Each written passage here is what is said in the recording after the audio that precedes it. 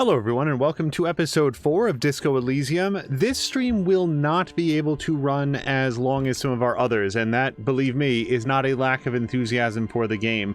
But we want to make sure that we have a good amount of time to do an episode before we toss over to twitch.tv/morethanamia for her ongoing stream of The Medium. Don't ask me why that was the part of this intro that I froze over. Let's go ahead and jump into continue.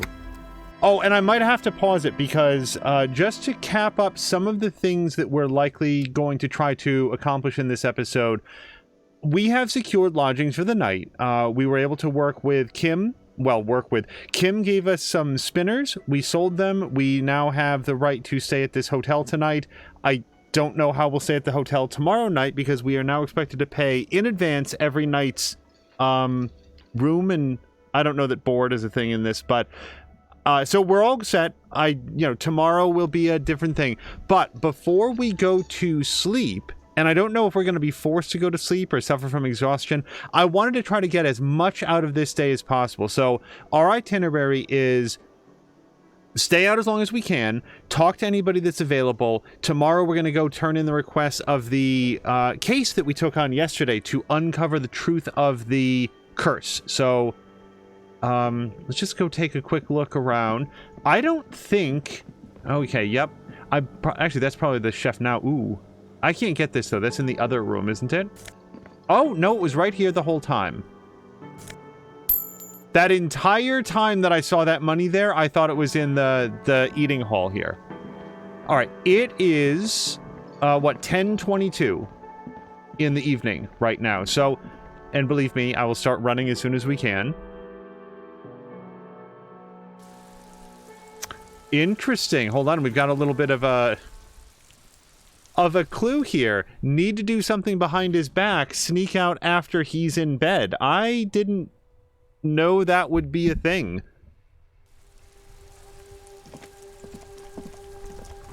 Okay, so I can't imagine that too many of these people are going to have too much to say. But, oh yeah, we're also checking soles of shoes. That's the other thing that we need to keep an eye out for. Just an hour ago.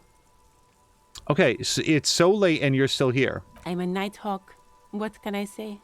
She's still here because you're still here. Yeah, so this lady is keeping tabs on us, and hopefully we are setting her mind at ease that we're here for a good cause. Then again, we don't know why she's keeping tabs on us yet. You don't have to stay because of us. I like the city at night, don't you? She looks into the darkness and smiles again. We did ask her about the fuck the police signs, but she did not want to talk about them, and we elected not to run her down on that too much.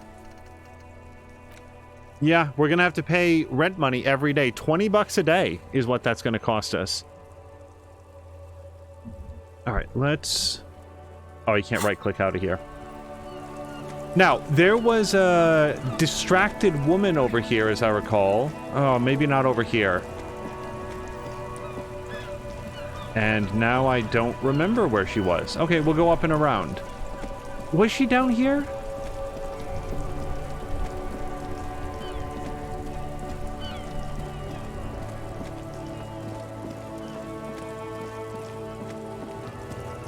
No, there's nothing down here. Also, should I take the flashlight out again since it's so dark?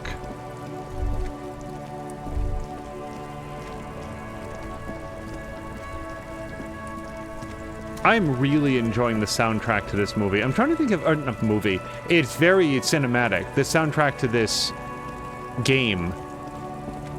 It feels, you know what it reminds me of? The soundtrack to Another Earth. The Brit Marling movie. The woman still has her eyes fixed on the photograph in her hands. In the background, the radio plays. Okay, I'm going to try, excuse me, ma'am, I'd like to ask some questions. This did not get us any response last time. No response. Wherever this woman is, your words fail to reach her. Okay, so here's the thing. We're looking for someone who is very, very light step. It occurs to me that she may not weigh very much. We're also looking for somebody who has one sole of their shoe worn bare. I don't think that this woman is going to be that person, but we kind of need to get in touch with Pale Driver here. So I'm gonna try Grandma. Nothing. Her smile just keeps widening. Her hair is gray like lead. Okay, she has nothing to say to us right now.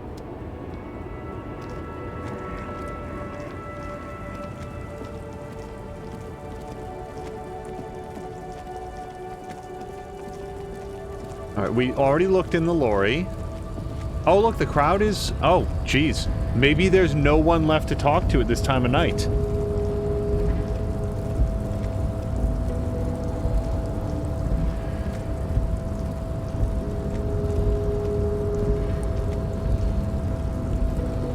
No, again, small size shoes, doesn't weigh very much. I don't know if this person's wearing workman boots, but it's at least possible. Measurehead is long. Okay, let's talk to Measurehead. Last we saw, your race was being superseded by the Seminese.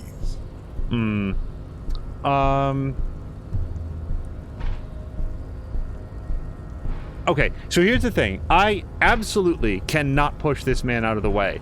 I can ask him to move back about 20 centimeters, or you're right about all of this. I'm going to ask him if he'll just move 20 centimeters back. He's not going to, but we need to advance this. It is my task to keep the degenerate drunks from entering the army. Okay, you're right about all this. Now I just need you to let me go into the harbor. Enough with this begging. You should leave the stage of history with dignity by inviting the other races to a great world war. No thank you, Measurehead. And hello to Mia. Bring your troops to the Seminine Islands and to Boogie Street, and we will pulverize you. When you are gone, we will build a museum for you. The walls will be lined with bottles of Al Ghul, your beloved beverage. Inside, we will store the odes to homosexuality you call art, and your microcephalic skulls. Yeah, I don't like this guy very much. There may be a peaceful solution to this. You could internalize Measurehead's race theory. He would take you as one of his own. Oh, but I don't want to do that. Wouldn't that mean I have to become a Seminese supremacist myself? Well, yes. Why? Don't you want to be a Seminese supremacist? So what if you're not Seminese? You can be anything. Wait, what the man just read and what this said didn't match up at all. What this says is, well, not as such. What you do with a mastery of advanced race theory is up to you. You could reject the findings, sure, or accept them and become an advanced racist. Eek. So we can ask him some questions. Subscribe to his advanced race theory, or... Yeah, so we definitely cannot shove him out of the way.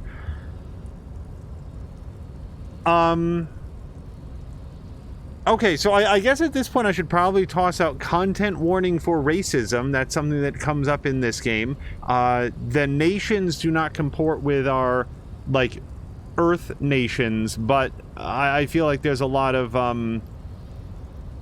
sort of, recognizable traits that we could probably say, oh, this appears to be, like, Europe, like Western Europe, Eastern Europe, Asia, and so forth, in terms of, like, some of the presentations. So just be aware of that.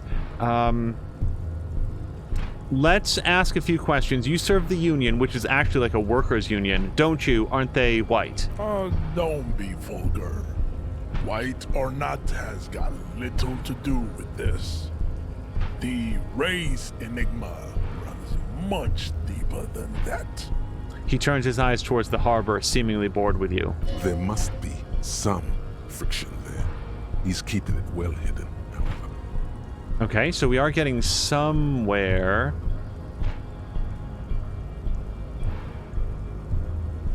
You know something? Let's appeal to his sense of pride. He seems to take that pretty seriously. You still serve them. How does that factor into your life? Mr. Clare is a man of vision and means. He has the will to confront polycultural capital. Something your race, naivistic communists, never did. Also, to serve is noble. It takes discipline. Your petulant individualism has only contributed to your race failure. It is lax and moronic. So our options are: I'm no communist, communism is pretty cool, individualism is my jam is a mysterious fourth thing, or enough of this.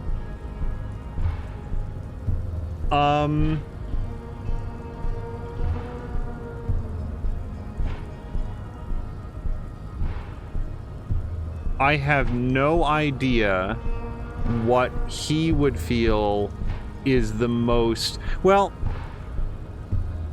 see, here's the thing. If I tell this guy I'm no communist, that reeks of, like, you know, oh, they doth protest too much. Communism is pretty cool is really going to piss him off. Individualism is my jam, but that doesn't...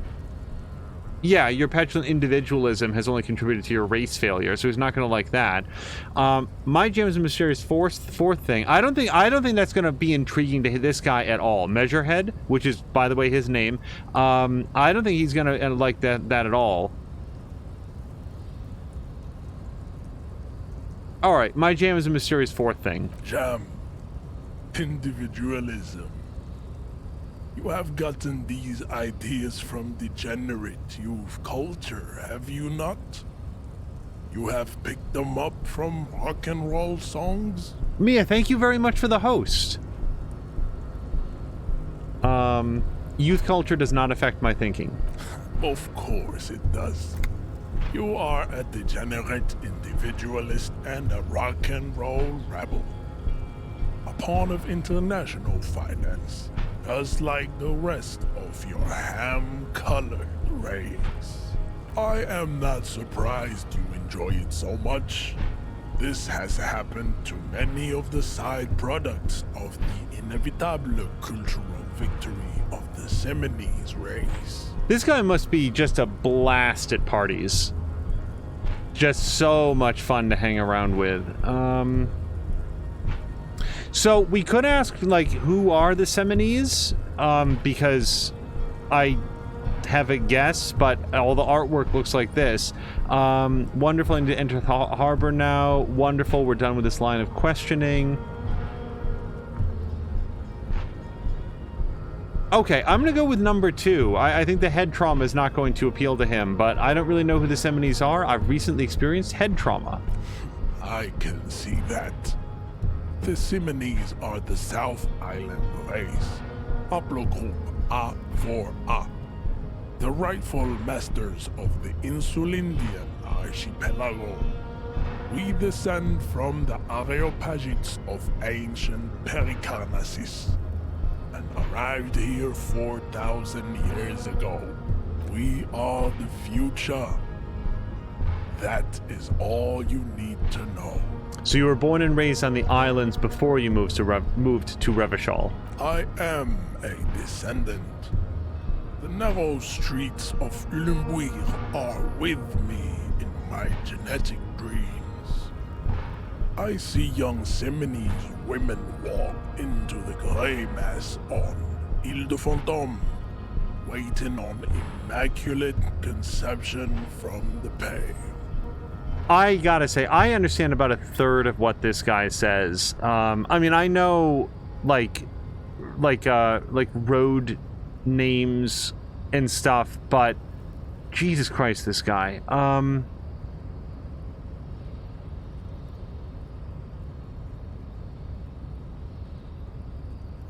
I'm a descendant, so he did not come from the islands, is my guess. No. I have heard about it on the radio. He would be appreciative if you did not further chase this line of inquiry in front of the women. What the fuck do I care about what he wants? So you're not really Seminoles, you're just from Revachol. Yeah, I'm not...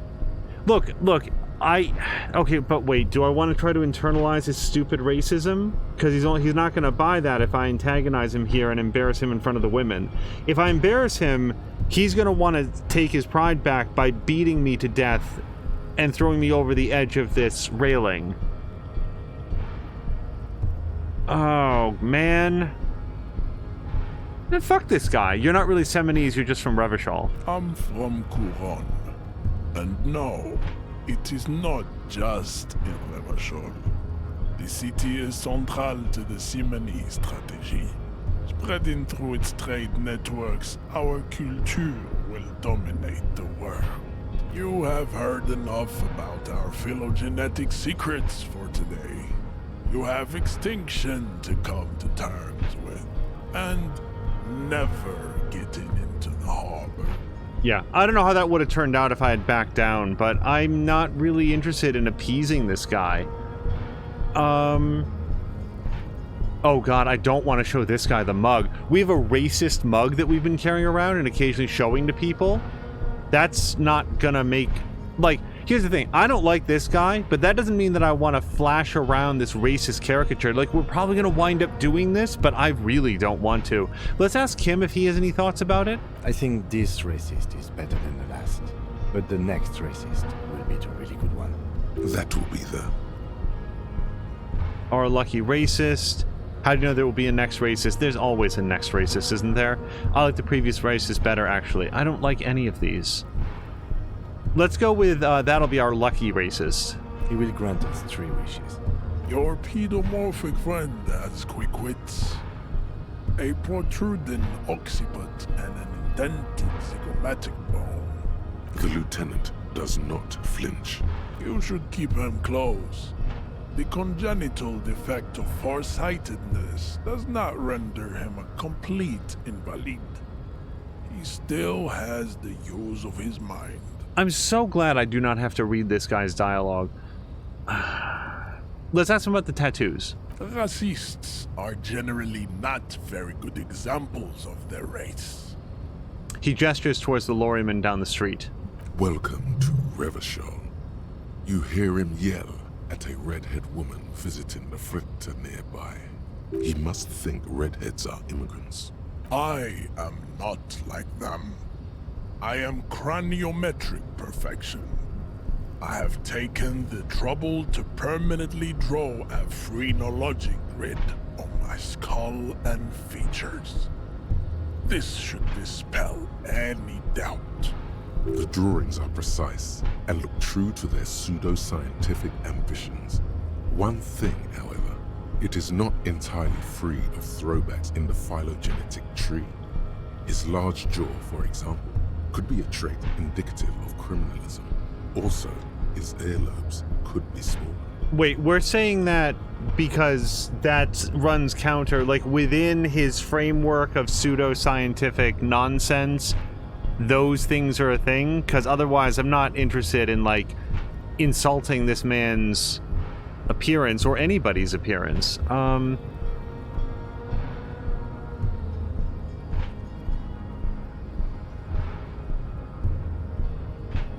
Yeah, so I think that what we're doing is turning around his own race theory on him. So, sure, we might as well point out the flaws in his own, I don't know, like, racial purity or whatever this guy's going for. Are you sure? I mean, that draws clearly an atavistic stigmata. That atavistic stigmata makes pussy say yes, plenty. Babe, thanks. But I got this. The tattoos on his stone face briefly form a smile. You have him off guard now. He's preoccupied with his situation with his woman. Okay. Oh, I slightly increased my odds to knock him aside. Hello to Borlak. Borlak, I hope you're having a nice Friday. Hopefully, headed into a nice weekend. You're somewhat ahead of us, so hopefully hopefully your workday is done. 17%, I'm still... He's just gonna pick me up by the skull and beat it to death against that railing, so there's no point in doing that. Do you know anything about this mug? I really don't want to show him the mug. He does not so much as glance at the object. Did you put this into the trash lately? Stop showing me your pathetic cup. I have no interest in it. He had nothing to do with it.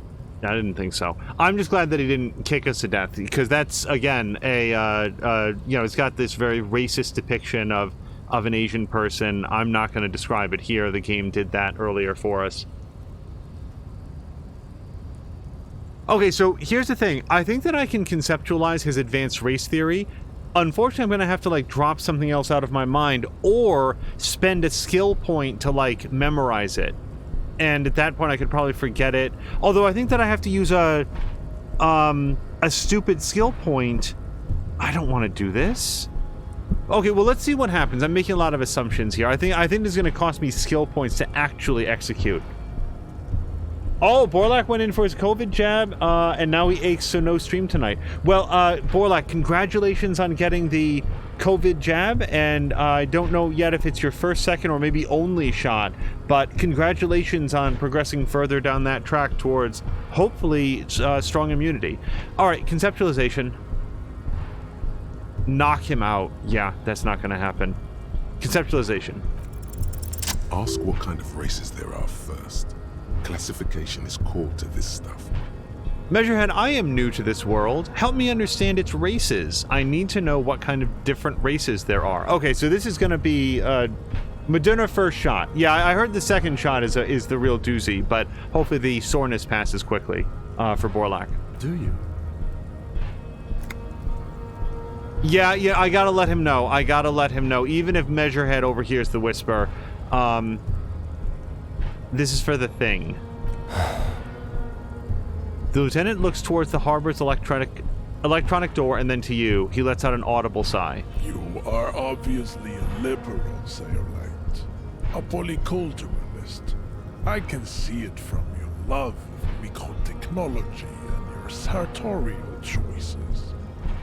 Do not deny your friend the truth you have denied yourself. There are 3 categories of race. Type A, the heroic races. Type B, the servile races. And the vile CF race cauldron of pederasty. Which one do you need education on? Oh, basically none of them, Measurehead. But let's start at the beginning of the alphabet here. Type A's. Those are the Simonese, the Areopagite, and the Occidentals, excluding the Maun, of course.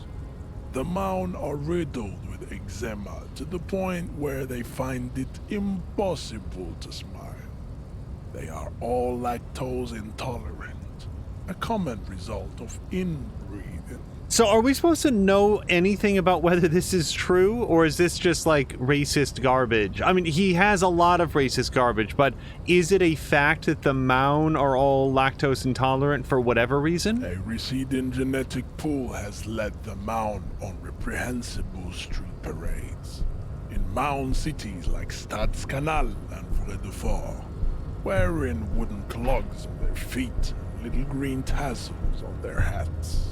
So who exactly are the Maun? You know them Mon? by the names of their nation states. The Oranese. Okay. Mahun is a derogative term for first world people of Gotvoldian descent. They do not all have eczema. Also, people of Katla, like the Suru and the Uhu, are much more lactose intolerant. The wooden clogs, though? In some municipalities of Oranje, people do wear shoes made of wood to street parades. Green, orange, and even yellow tassels have also been seen on hats. The Maun are proof that you can have too much Occidental racial purity and tassel-centric culture. Inbreeding has led to a lactose-intolerant subrace whom no one can take seriously. Wait, so, Measurehead, what's the precise amount of racial purity that you think is a good idea? Already, your theory is gotten stupider.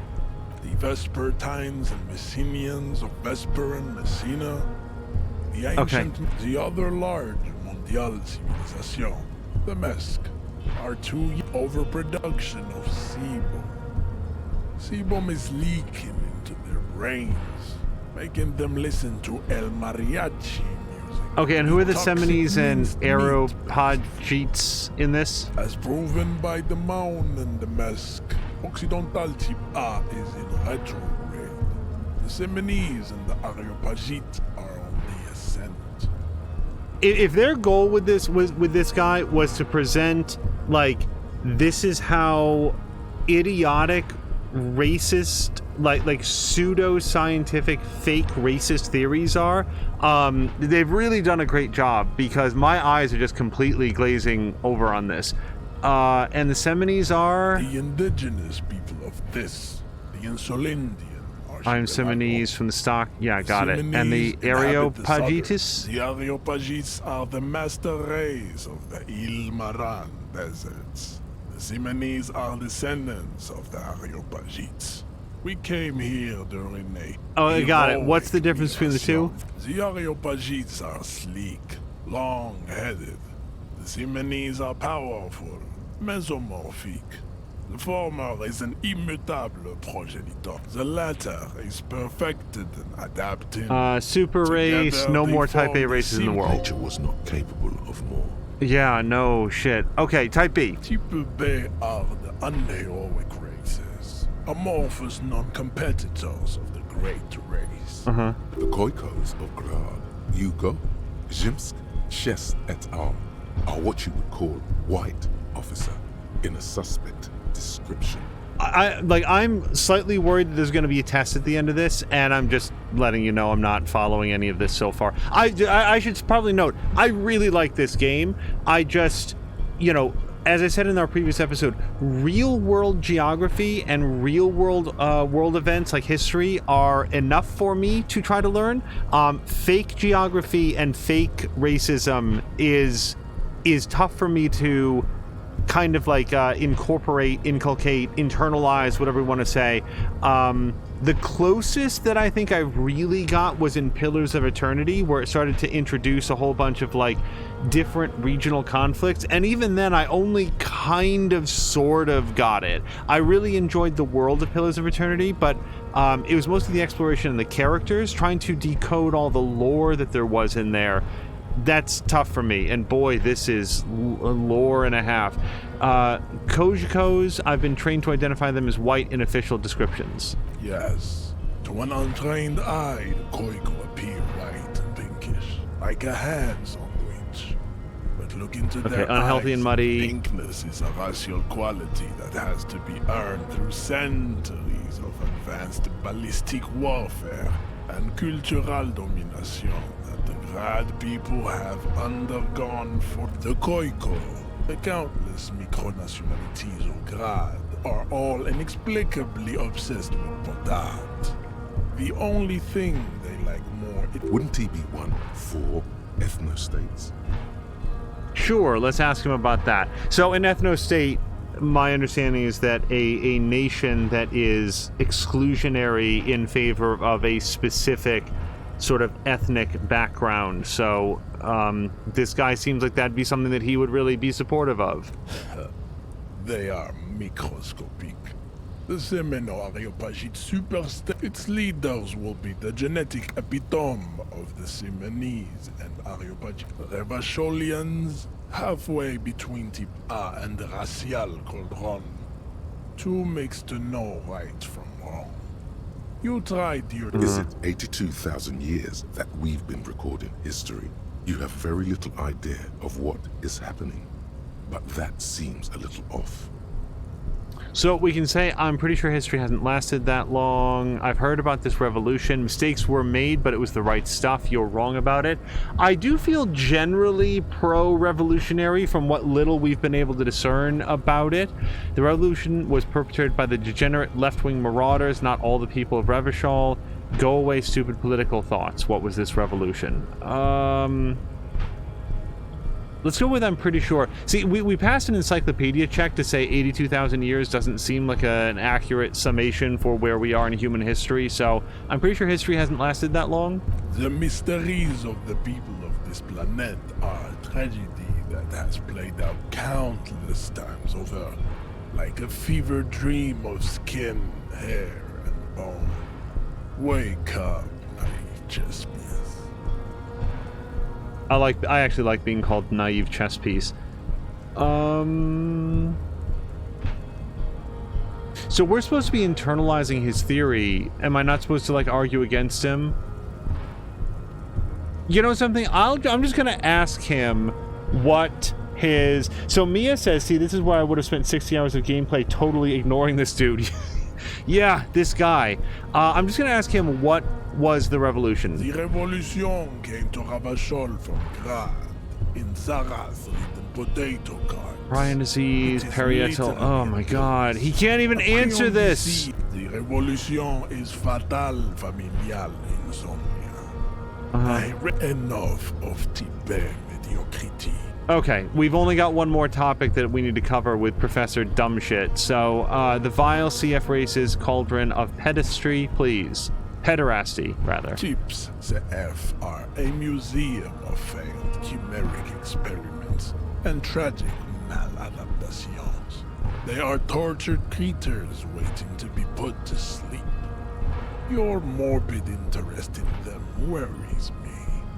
Chimeric experiments? Lesser races like the mosquito, a grotesque mixture of a masked woman and a Seminese man.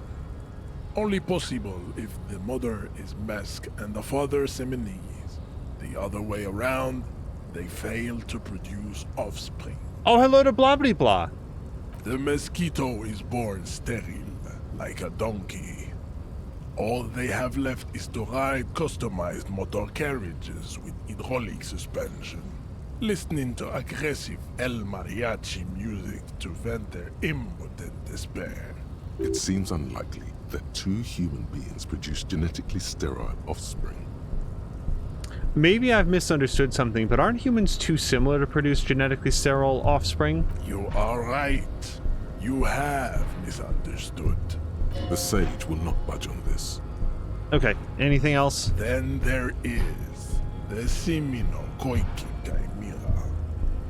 Are you sure you wish to know of the Simino Koiki Chimera? Sure. It is not the Koiko, as you know, are very servile, especially when they meet the rich man. This will never happen. The Simonese and the Koiko, Got it. but enough. It is cruel to entertain ourselves with Okay, the do I understand all this deformities garbage? You understand nothing.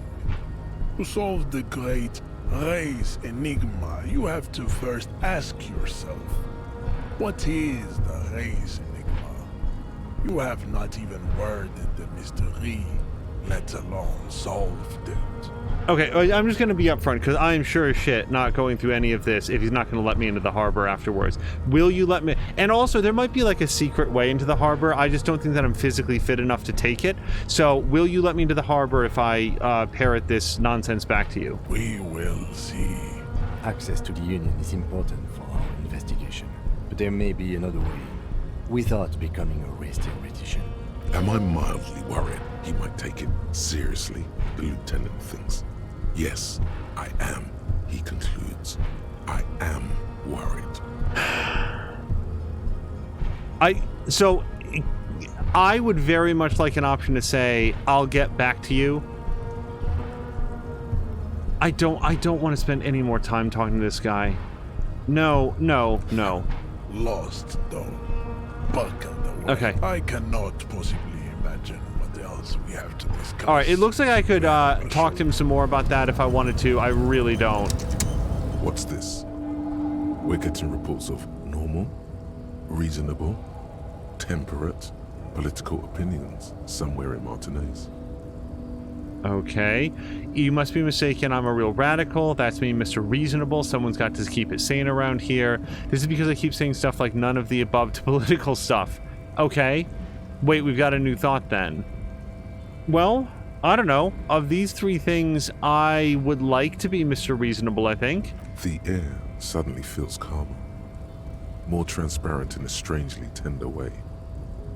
Perhaps it's the hangover. Perhaps it's a temporary surge of serotonin. But something tells you it's time to become a citizen of the Kingdom of Conscience. Yeah, man, I'd like to have a citizenship there. Where's the kingdom? No more talk, sign me up. I'm too fiery for this watercolor ideology. I'm trying to develop more extreme and interesting opinions. I'm not sure that I am. This guy has extreme and interesting opinions all locked up. Where is the kingdom? It is not a place. It is a moment in time that can only arise in the right circumstances. In all of human history, it's only been achieved a handful of times. How do you bring about those circumstances? Incrementally. History's greatest catastrophes have been brought about by people trying to make the world a better place. Too quickly. Oh, Samalander, thank you so much for the host. That's the genius of Dolores Day. She recognized that progress is meaningless if its gains are lost because of instability. Real, lasting change can only come about gradually, increment by increment. What about all the things that are wrong now? Yeah, I mean, like, justice delayed is justice denied, for sure. Tisk tisk. Just because you live in the present doesn't mean you have the right to place your needs above the needs of the future. You may never live to see the kingdom of conscience. Your children may not. Even your grandchildren might not. But that's no excuse not to keep working. What rationality? So, Mia has an interesting question. At what point is the game espousing these sentiments, and at what point is it character development?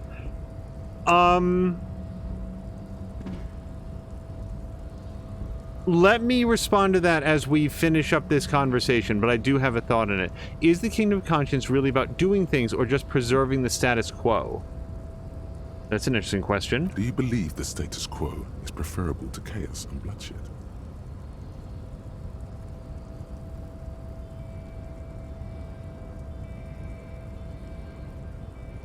I don't know. There's a dead body hanging from a tree that's been up there for a week. That seems pretty bad. Nobody wants to talk about it because they're all pretty afraid. That's some bloodshed right there. It's not chaos, it's just everybody willingly looking the other way. There was a revolution that we know about that got put down pretty bloody, but I don't know what else is wrong. Like, I don't know why that guy was killed. Maybe I'm not sad to see that guy die, you know? We don't know anything about him because they can't get his stupid corpse out of the tree without puking. Do I believe the status quo is preferable to chaos and bloodshed? That feels like a loaded term. See, and also, here's the thing. It's very difficult for me to separate the question that the game is asking me about its fictional world versus the way that I feel about the real world, which gets really complicated. So let's try to focus on what we know about this fictional world. And I still don't know. Believe the status quo. My character's pretty miserable. He apologizes a lot. He's a very sorry cop. What would he say? He wouldn't like the status quo at all. Yeah, he's a big loser in this whole game. Do I believe the status quo is preferable to chaos and bloodshed? No. Then you've never lived through real chaos. Sometimes, in the face of great disaster, defending the status quo is progress. Okay. What's the Kingdom of Conscience actually like? That sounds mega boring. Well, let's ask what it's like. The kingdom is difficult to comprehend, and even more difficult to describe, partly because humanity will need to discard many of the categories that define and limit it today. The Kingdom of Conscience is post-capitalist, post-national. It's also post-industrial, post-ideological, and even post-sexual.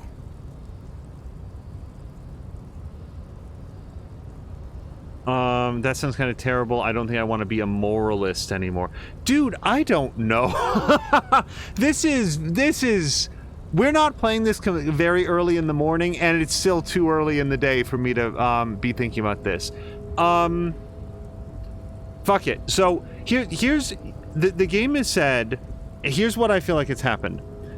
The game has said... You have been sort of threading the needle on some of these political choices and not leaning too far to one extreme or the other. Are you sort of angling towards this incremental change for the better? Sure, I'm going to opt in. Slow down, Mr. Reasonable. Did you miss the part about compromising and taking things slow? All right, then let's get there eventually. That's right. Remember, real democracy is just around the corner for Revachol. When that real democracy kicks in, a long time from now, we are all going to be so much happier.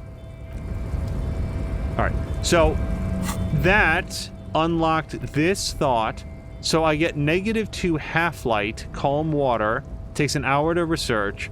Heartache is powerful, but democracy is subtle. Incrementally, you begin to notice a change in the weather. When it snows, the flakes are softer than when they stick to your worry-worn forehead. When it rains, the rain is warmer.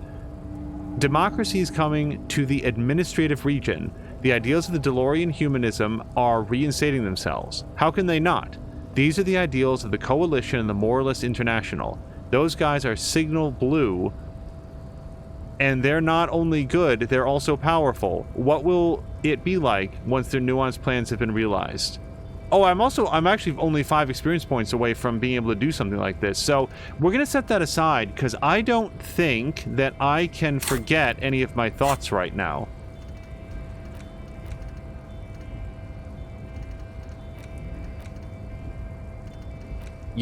Yeah, I think we have to spend a point to memorize any of that. Also, hello to Bloody Blah's cat. So, and I can't go over there and get that. And this is the switch that I'm supposed to be trying to hit. Mia had asked at what point, basically at what point is the game espousing racism versus having racism in it as sort of like a character building or world building event. And to me, the separation, we're going to take a quick look around as we talk. The separation is that, first of all, like, I feel like certain things are implied that might connect real world races, I don't like races, real world ethnic backgrounds to the fictional names that were being given in here. But the fact that they're going with fictional names and that there doesn't seem to be an exact one-to-one to a lot of this stuff helps to underscore that it's more about world building for the team than it is somebody on the team actually trying to advance their weird racist agenda. Secondly, there's nothing in the game that indicates that this is the one right way or anything like that. So I feel like that plays into it a lot, where it is connecting this world to our real world in the fact that racism exists. But much like we would see racism in the world of The Witcher between like humans, elves, and dwarves, or racism in, let's say prejudices in the world of Dragon Age between people that can use magic versus those that can't. I feel like this is, being used as a stand-in. Why can I not go down these steps? There we go. They are shining a light on real-world racism by sort of like presenting this fictionalized version of it. Also, I think that it helps. Hello to Jägermeister. I feel like another aspect of it is that, like, that guy's talking was basically complete nonsense. I don't feel like I'm incapable of following a complicated thought pattern, but holy hell, did I not understand. Like, that guy seemed to be suggesting that the size and shape of your head and your genetic background and some other things imbue upon you not only like personality traits, but also skill sets and like lactose intolerance, and some mixings of people would produce genetically genetically sterile offspring. And my character's encyclopedic knowledge is saying, hey, that appears to be factually untrue.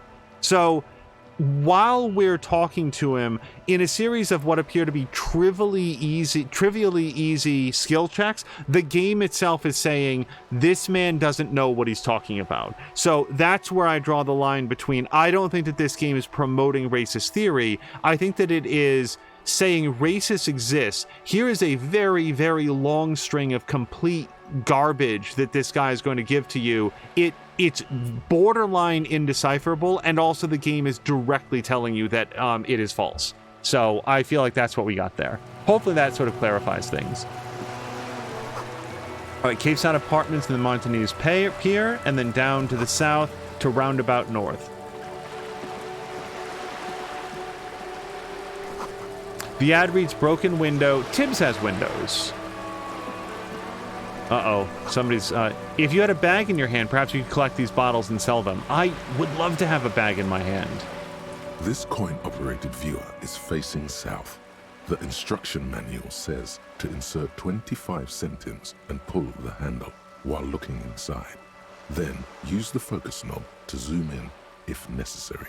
Why place a tourist attraction in the middle of such poverty? What's a tourist attraction doing here? There was a revitalization project in 49. A design studio tried restoring Martinez to its pre-war glory. It didn't stick. The lieutenant looks around as he concludes it didn't stick. They got as far as the street lamps and the statue on that intersection. Then something went sour. I suspect that something was Everard Clare, the union leader. He muscled them out. It's how it usually goes around here. So both of these seem equally ill-advised. Number one, I dig organized crime. That's not a good thing for a cop to say. Also, can't we do something about it? Well, this was years ago at this point, and we may go talk to Everard Clare, but I don't think it's going to be about the revitalization project, so I'm just going to say nothing. The lieutenant adjusts his collar. It's frisky outside. So I don't think that I'm going to put in the 25 cents because it's nighttime, and I don't think that I'd be able to see very much, but maybe we can come back later. I feel like I'd just be wasting a quarter right now. You see city lights across the bay. There's nothing there to look at.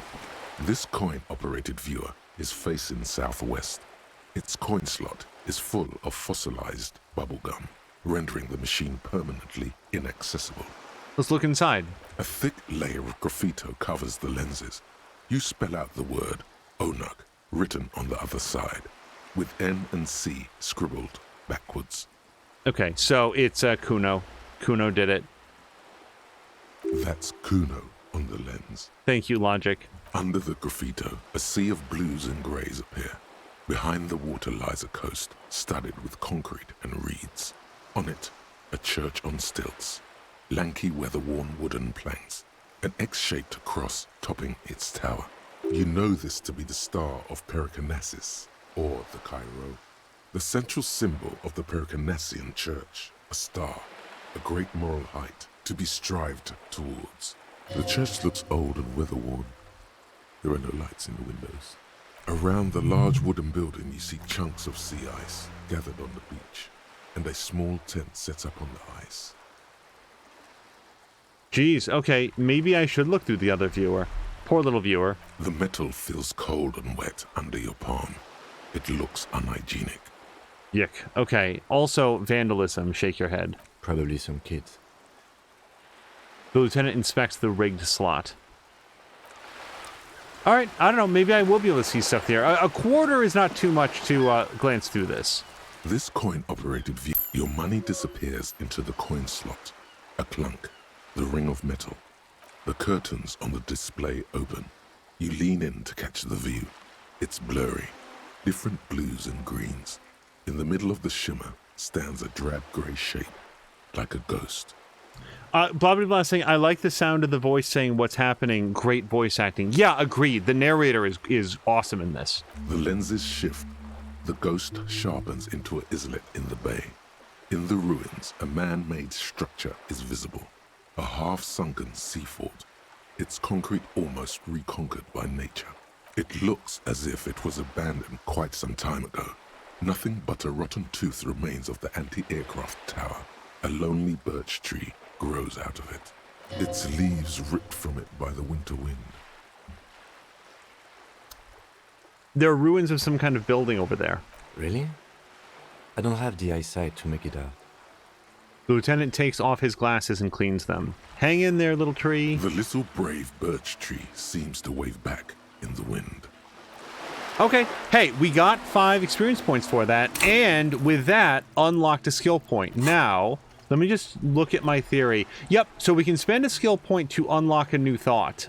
I don't know that I want to do that. Alternatively, we could use a skill point to forget one of these things.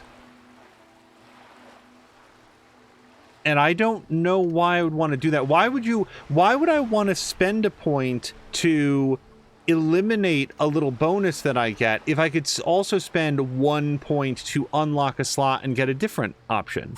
And I don't know yet. All right, let's talk with this sad man. Nothing I can't do. I'm the job for every man. Is that a bag? Can I have your bag, sir? Yellow plastic bag, Freet. Equip this to collect tar from the trees. All right, he did not complain, and now I've got a bag. It's probably here somewhere.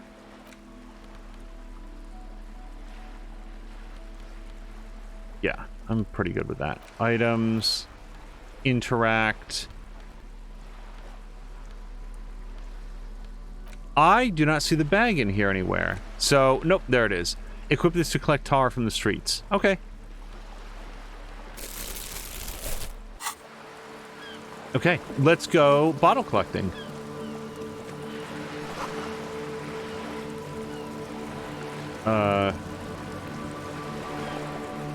So I heard a little scribble, but then I did not see a pop-up, which concerns me that I might have clicked past it.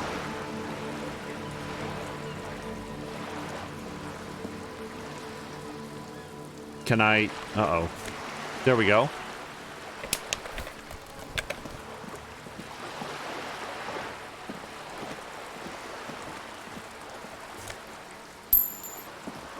I do not know why there was $1.77 there, but I'll take it. Oop, oop, oop, oop. The sight of bullet holes stirs something in you, making you forget the lieutenant's surname. That's weird. It's Kitsuragi. Look closer first. The faded marks are too degraded to draw any forensic conclusions. Just chips in the sandstone. They look pretty ancient. Kim, look. Where? Point to the chips in the wall. Someone has been shot. We're cops. We should solve it. Someone? Well, I guess. There? Those are old. That's what I was thinking. Do you mean like from the Revolution? Yes, the one that happened half a century ago. Those bullets were fired during the Revolution and do not warrant an investigation by officers of civil law.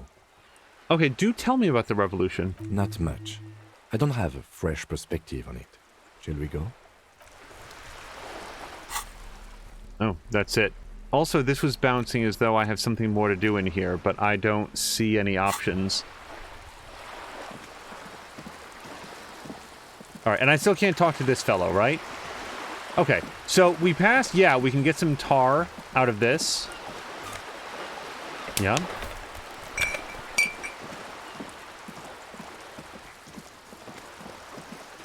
I would so much like to rotate the camera. So it's almost tomorrow. I do not know what happens if it hits 2400 and rolls over. I do not know if we're going to pass out in the street like it's Stardew Valley or what happens. A lonely cormorant surveys the sea, indifferent to your approach. Damn it, Kim.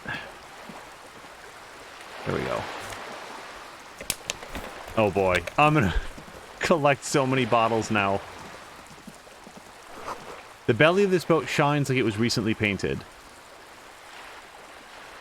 Oh, that's all the way down there. Can I examine what appears to be a big blank wall? This is a wall on the side of an apartment building. Why am I looking at this wall? So, in the dimming light, some things become clear. So we actually have a +2 on this, and we still only have a 3% chance of success. So, why bother? Also, why does it keeps flashing down here like I should be doing something with it?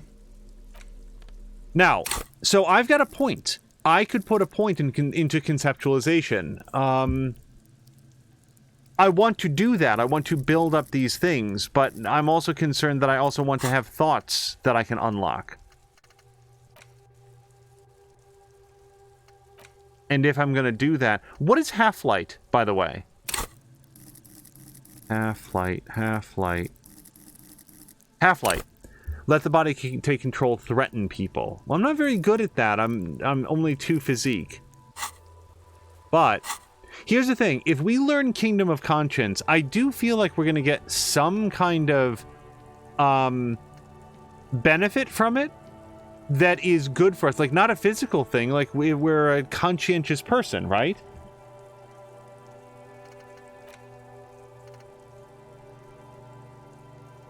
I could also be a communist, it appears. Alright, I don't need to decide that right now. Let's keep looking down here. Oh, there's another bottle. Also, wait, who just said get him right in the dick?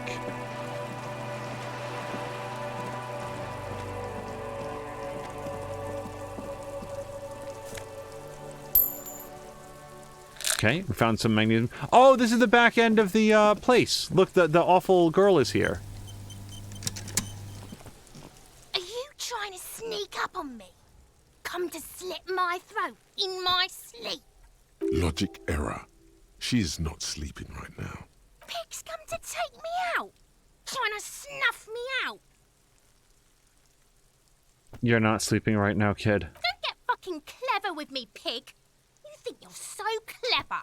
She hisses. Why does this keep bouncing down here? Look at this down here. What is it trying to tell me? Oops.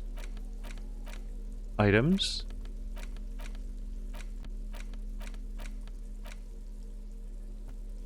Contains 5 bottles, which I think is 50 cents. And then interact. Yeah. I don't know what it's trying to clue me in on.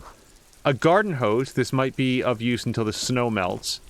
And then we've got sort of a railing up here, a balcony with a view to the yard and the hanging. I don't think we'll be able to get in here. There must be another way into the building. What's that noise down there? Sir? You see a young man on a balcony nursing a cigarette. His eyes have been following you for a while. Not looking for any trouble, officer.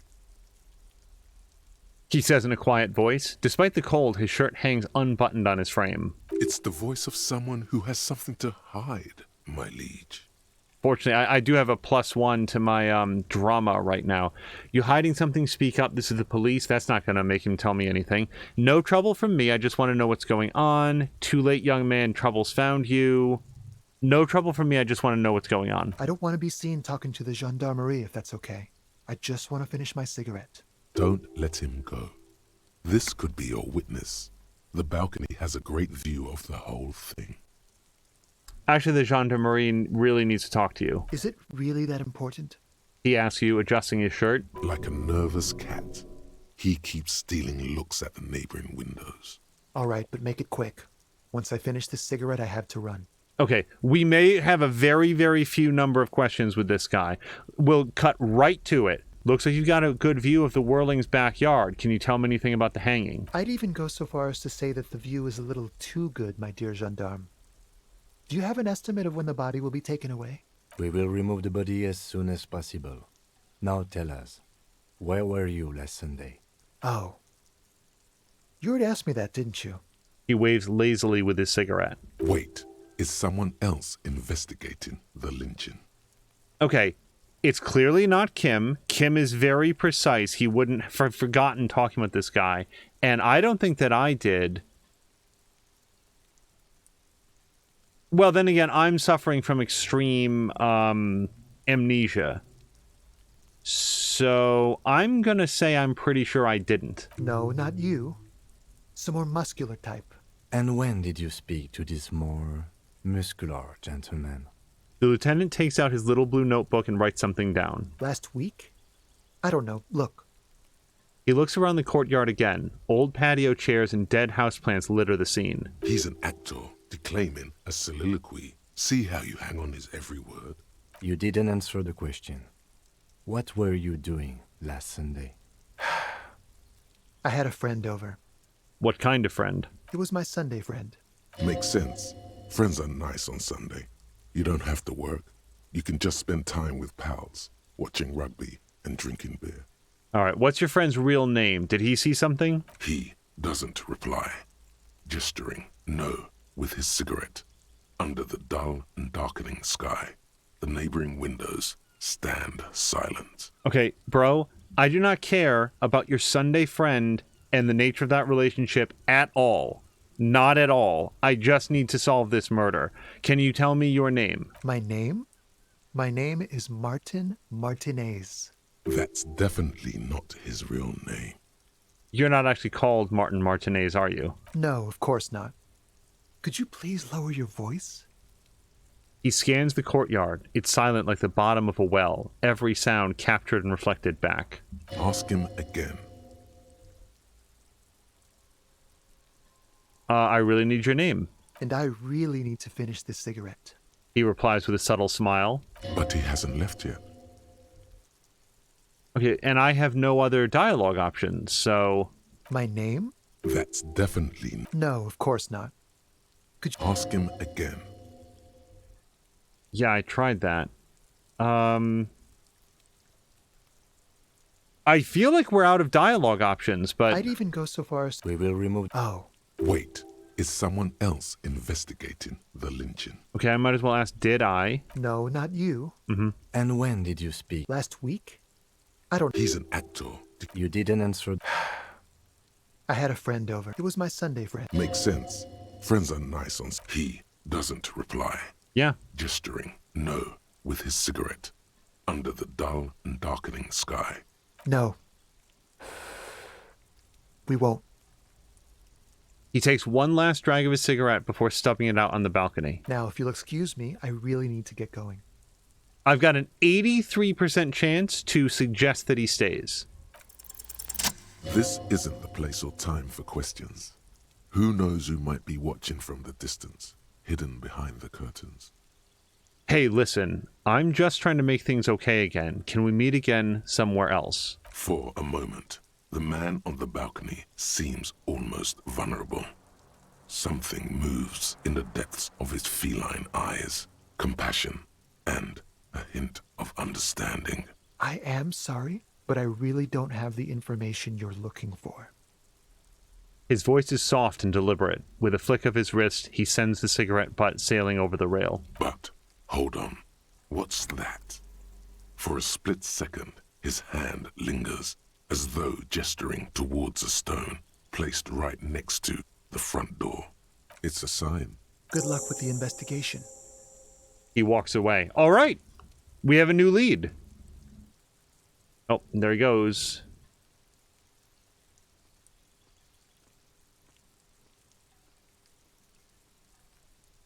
He's gone. The lieutenant puts away his notebook and turns to you. We should run after him, see where he went. No point in running. Tenements like these often have multiple exits. If he doesn't want to talk to us, then he'll know how to hide himself.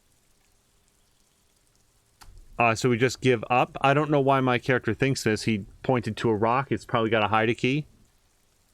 He could be a witness. Him or his Sunday friend.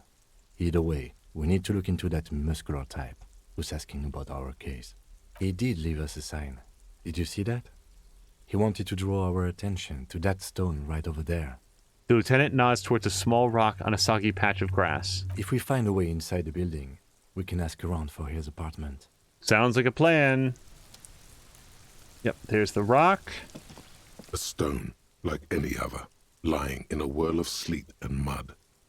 Maybe there's something under it. Turn it over. There's a key beneath it, rusty from the dirt. This must be for the front door. Pity doesn't have the apartment number on it. This building has many apartments and the man can be in any of them. How are we going to find the right one? We'll just have to go in and see. Okay. So it's now 11:34. I feel like I'm gonna need to go to sleep. Chairs and tables eaten by the rain and rot. Another splattering of bullet holes in this wall.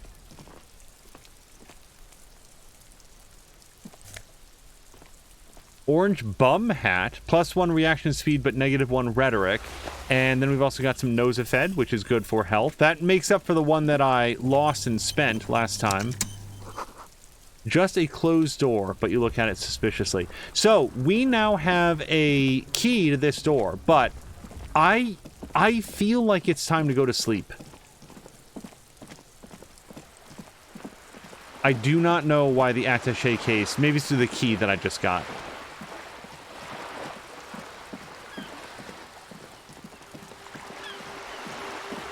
Also, everybody keep an eye out for bottles and whatever.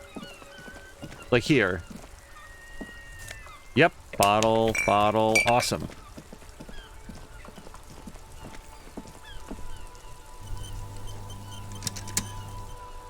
Now I feel like there's a big incentive to go back over certain areas. Like there's a dumpster out here. Maybe this has some bottles in it.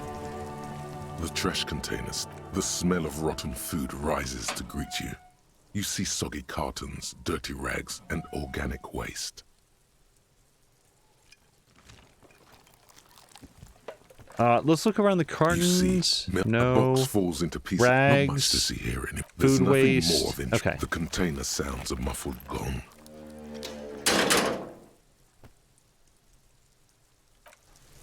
Alright, it was worth a shot. Right, the bum hat. I don't know why that gives us reaction speed, but I value my rhetoric a little bit more. Plus the encyclopedia point that it gives me. Drama. Oh man, I don't like missing out on the savoir faire. I thought this gave me 7 bottles. Okay. So what's 7 times 10? 70 cents? And then we've got the secret passage. Right.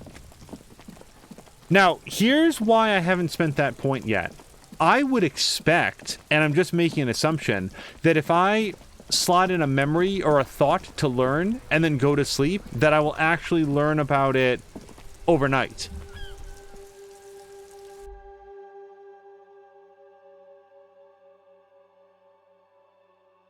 Sleeping heals all your health and morale. Yeah, I might throw down another formal save here. So, let's do that now. Probably the oldest save. You know what? Let's just do a new save.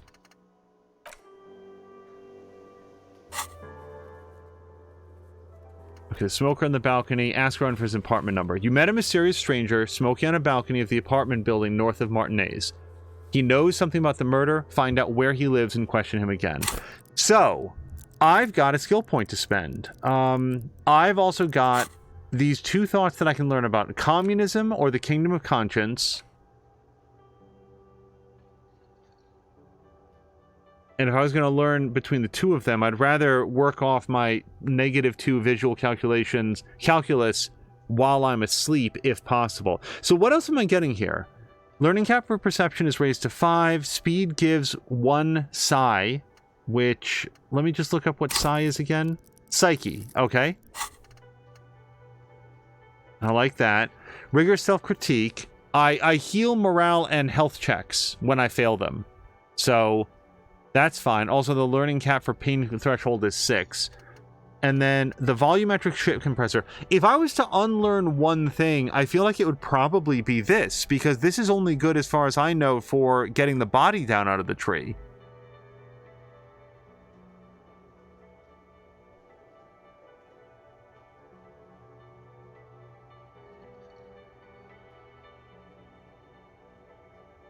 It remains to be seen how long the shit singularity lasts. I'm also looking at that. So I might free up this slot after I get the body down. Oh, man. What would I put this in, by the way?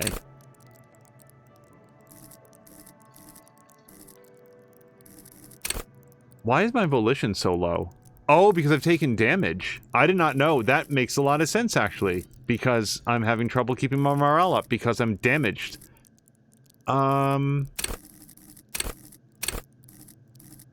Probably conceptualization. Conceptualization or rhetoric is where the point would go. And I need to make a permanent choice here. So, rather than belabor it forever, yeah, you know what? I lay down to save. I reserve the right to reload past any catastrophic decision anytime it comes up, and it hasn't come up yet. So I'm going to unlock a brand new thought slot. Yes. All right. And now the question is, which one am I going to learn about? Of the two, I think I'd rather learn about communism than Kingdom of Conscience. Then again, I do like democracy a whole lot. Here's the reason why I like the communism. Communism takes longer to think about. It takes 3 hours, whereas Kingdom of Conscience is only 1. Then again, this is the one that I unlocked because of, what's the phrase? Because of my playstyle, which I kind of want to go with this one. Whoops. No, come back. Why? Oh, it's click up here. I am going to learn about Kingdom of Conscience.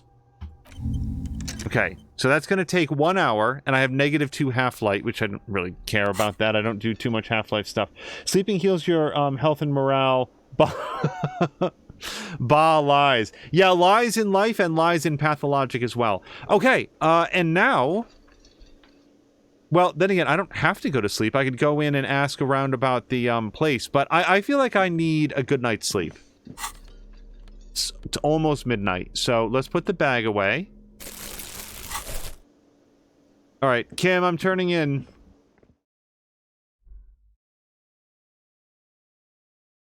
Yeah, many things will happen after we wake up. First of all, hopefully that thought will have processed. Secondly, oh, is this Kim's room up here?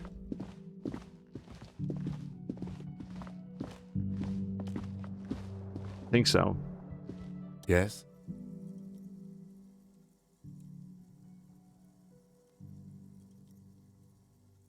I don't think I have anything to say. Kim, I'm turning in. My room sucks. Oh, you know what? This is the door to the room you redecorated. Good night, Lieutenant. Just a moment. We should talk about our progress on the investigation. Let's go out to the balcony. All right.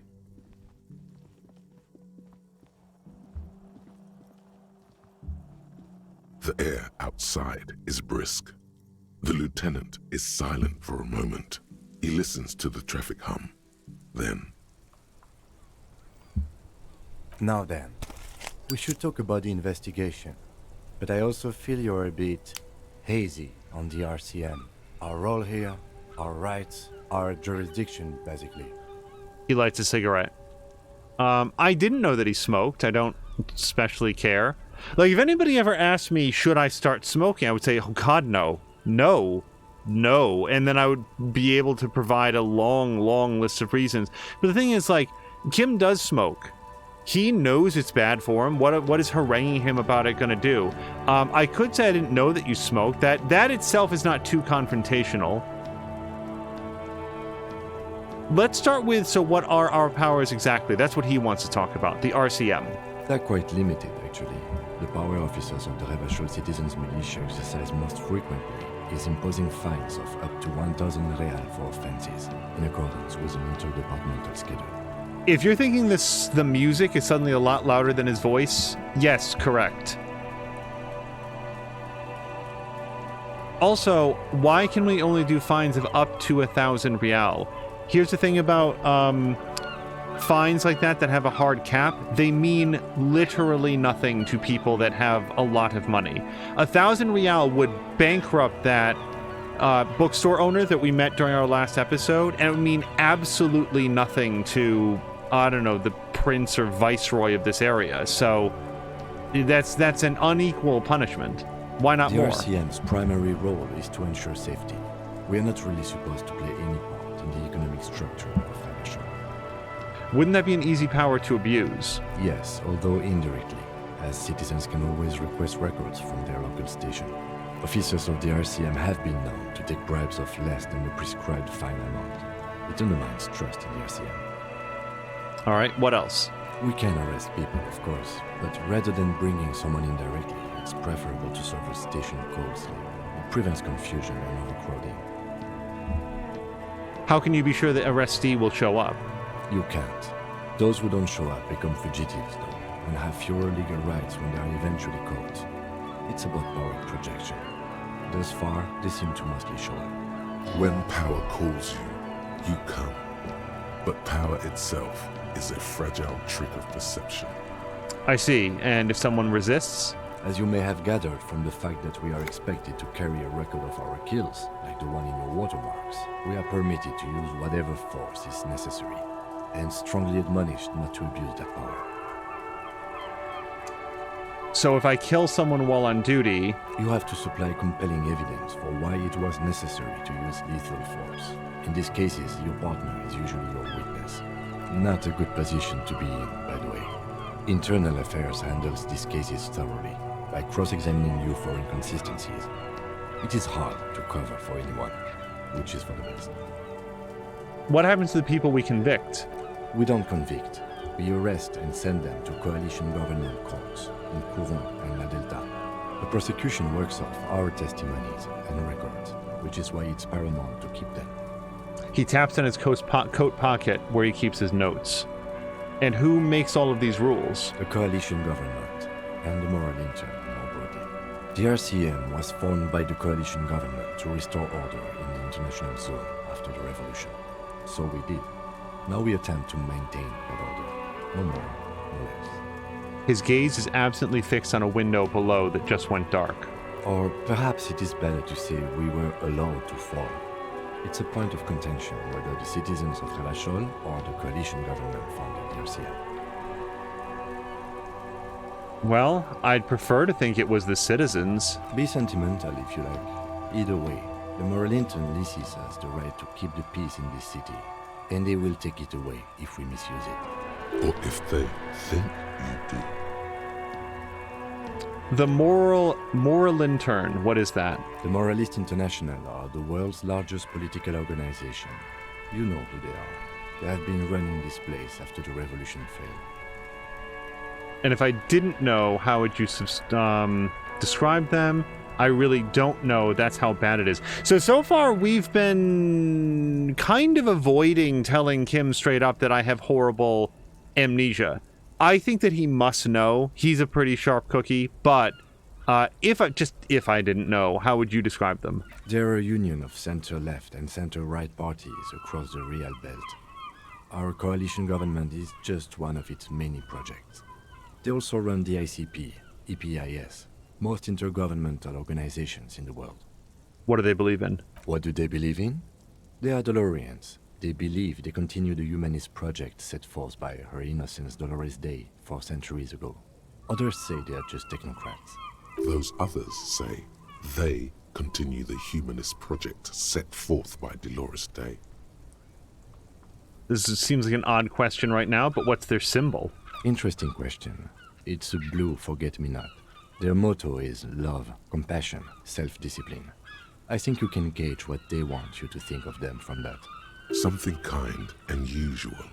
Something almost self-explanatory. Something ominous. Something like the dark blue, serious color of the early night sky above. Who was Dolores Day? And, asking questions like this really feels like it would have to, clearly she was a tremendously important person in this world history. So for my character not to know that, it's like, who was Napoleon Bonaparte? Not that that's a direct, she seems like somebody who was inspirational for people, not like a ruthless conqueror, but, you know. A historic figure? The author of the modern age? You will have to look elsewhere for opinions. The subject of humanism is too abstract for me. What do you think of them? Them being the... I'm not going to get the words right. Where is it? Moralist... the moral intern. The moral intern are a fact. I try not to have opinions on facts until they change. And it doesn't look like that's about to happen. He looks at the city below. It is more than that. There's some kind of affection in him.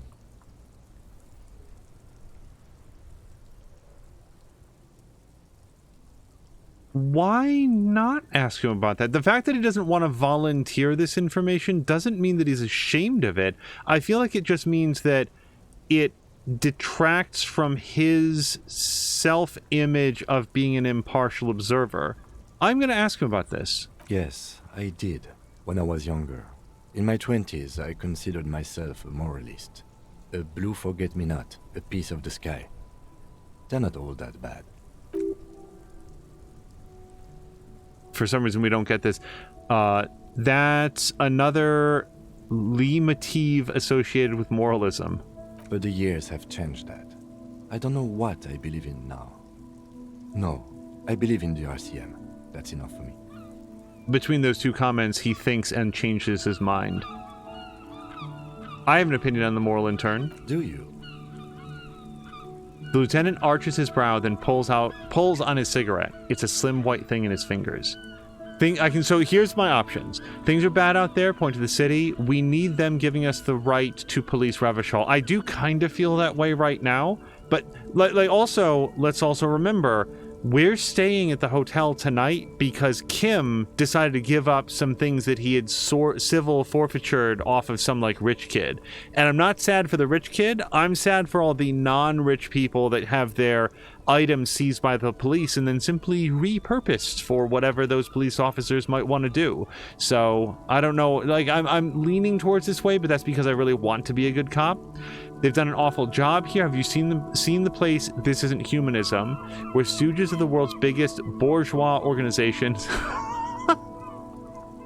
The degree to which my character can lean into communism is very fun to me. Ooh. Nope, I'm not saying that at all. And then on second thought, I don't have an opinion.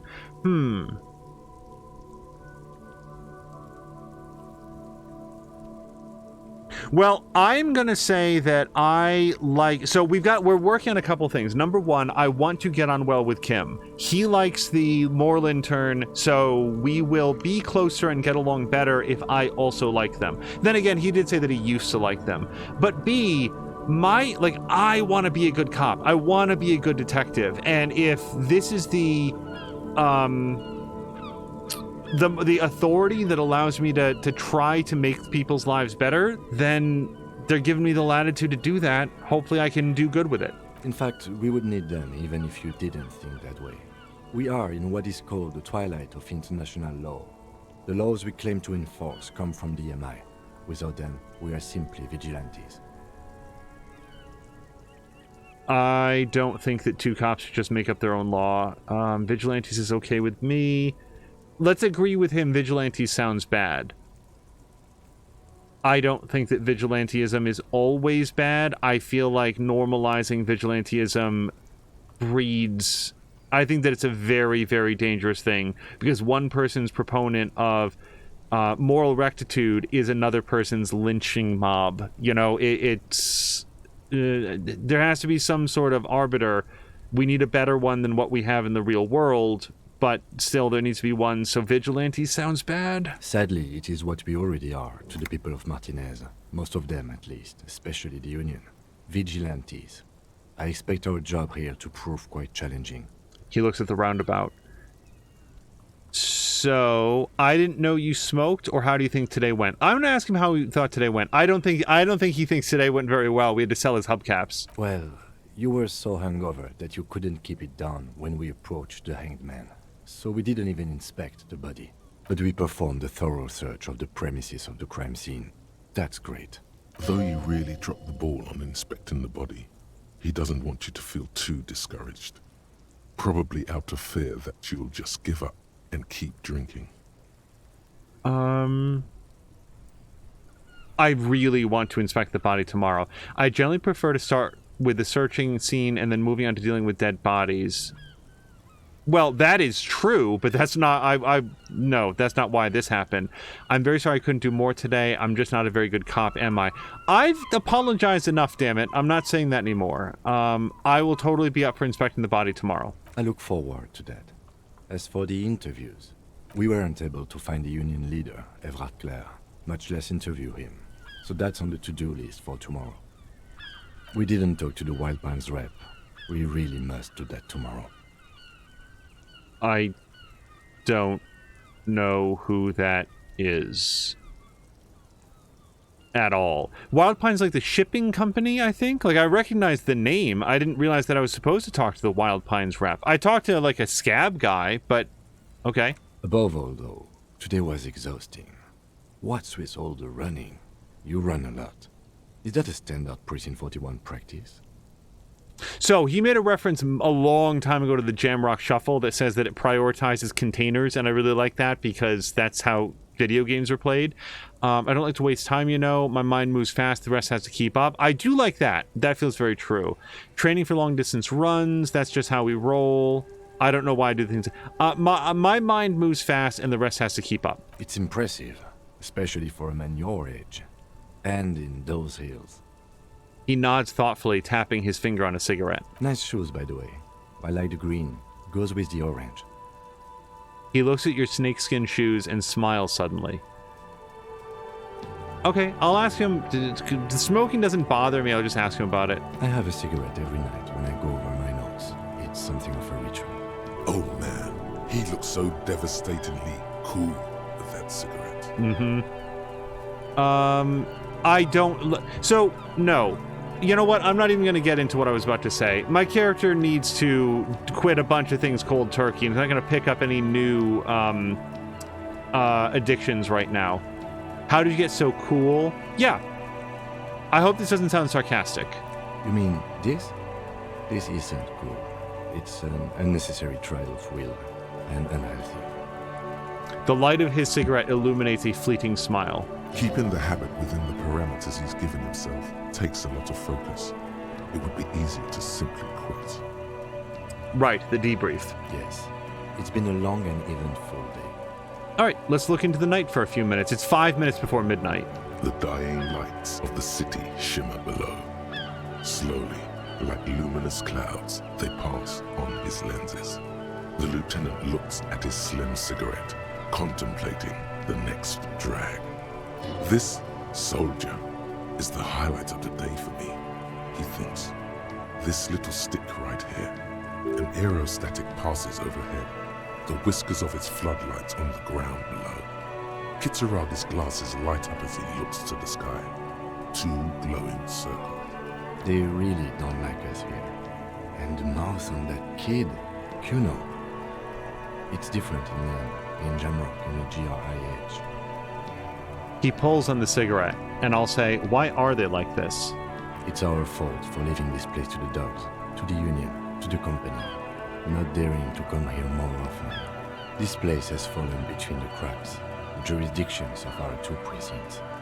And in Jamrock and the GRIH? We run this city. West of the river is RCM land. He looks at the dark silhouette of the equestrian monument cutting into the night sky. It's incredibly hard. Human beings are. But we are in control, and it's worth it. The organization works. Our systems work. If they didn't, the city would disintegrate.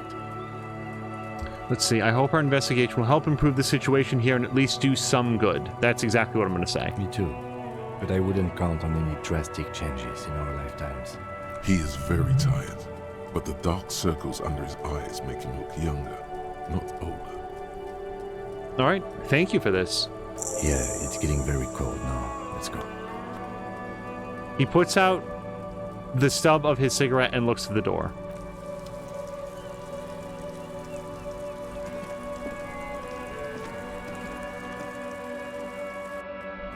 I think tomorrow is going to be a huge day. I think that we're going to inspect the body. I think we're going to turn in the... When I say turn in, what's the phrase that I'm using? Lay down a quick save.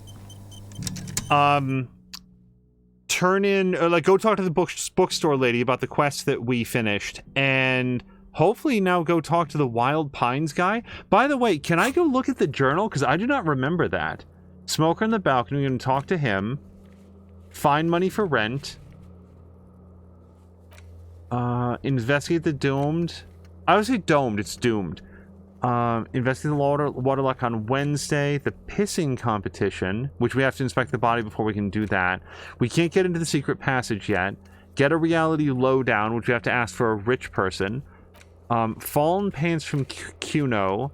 Find out who is in the Union box. Guard has told you some unruly Union men gather in the mess hall, the whirling in rags, but they're not there today. Most likely they'll eventually show up. Keep an eye out for them. Yep, so we gotta wait for that. We don't have any new information into who threw the clothing into the trash. I don't know where my gun or badge is. We did hear that somebody else had bought our gun from the pawn shop. Also, we don't know what happened to the money that I got for selling the gun. That's like gone. So that sucks. Oh, wait, I'm looking over here. Wait, officer profile. I have 10 points in Sorry Cop and 2 points in Boring Cop. Also, look at this. I'm 4 points communist, 0 points fascist, 3 points ultra-liberal, and 5 points moralist. I don't know which of those I want to be most. Like, I'm fine with being a moralist when it comes to I want to live my own life in a way that's good and upstanding. I'm not so much about telling other people that they have to live their lives in a certain specific way, if that makes sense. Let's see. My good cop, bad cop rating is 16, which is better than negative 16, I guess, and my honor is 3. I've killed 3 people. This happened before the game. 216 cases, and I have 18 years in service. All right. Who made the call? So this is another reason why I wanted to get into the Harbor District, because allegedly there's a phone there that might have been used. So that might take some time, as it says. Inspect the victim's body and sing karaoke. And also, I don't know any hidden tasks because they're hidden. All right. That is a good overview of today. Hey, Kim, have a great night. See you in the morning. Oh, I also wanted to look at the window because I put another point into visual calculus. The window stands broken in its frame. Cold wind blows in. This is it. Ladies and gentlemen, 97% chance to succeed. The shards face outward. Whatever broke this window came from the inside. Did I break it with my own hands? Look at them. A fine web of scarring covers the back of your right hand, but none of it is recent. What did this then? More likely a projectile than a held object. There are no fragments on the floor from pulling a tool back in after impact. Assess the size of the impact. It is too large for a bullet, yet too small for a piece of furniture. You're looking for something heavy and larger than your fist. I wonder if I threw the shot put ball through there. I only just recently bought it, but maybe I threw it through the window and then sold it. The shoe you found on the balcony fits the hole almost as well as your foot. It would have also been heavy enough if thrown with force. Oh, I guess it was just my shoe. Congratulations.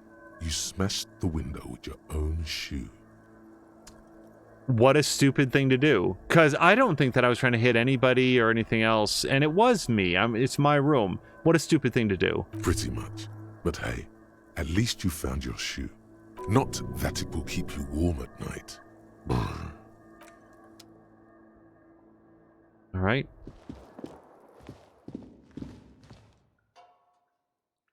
A mirror hangs on the bathroom wall. In it, your face, adorned with the expression. Okay, so I can stop Steam from fogging up the mirror, but I do need to have the tool in my hand, the chain cutters. So, hold on a second.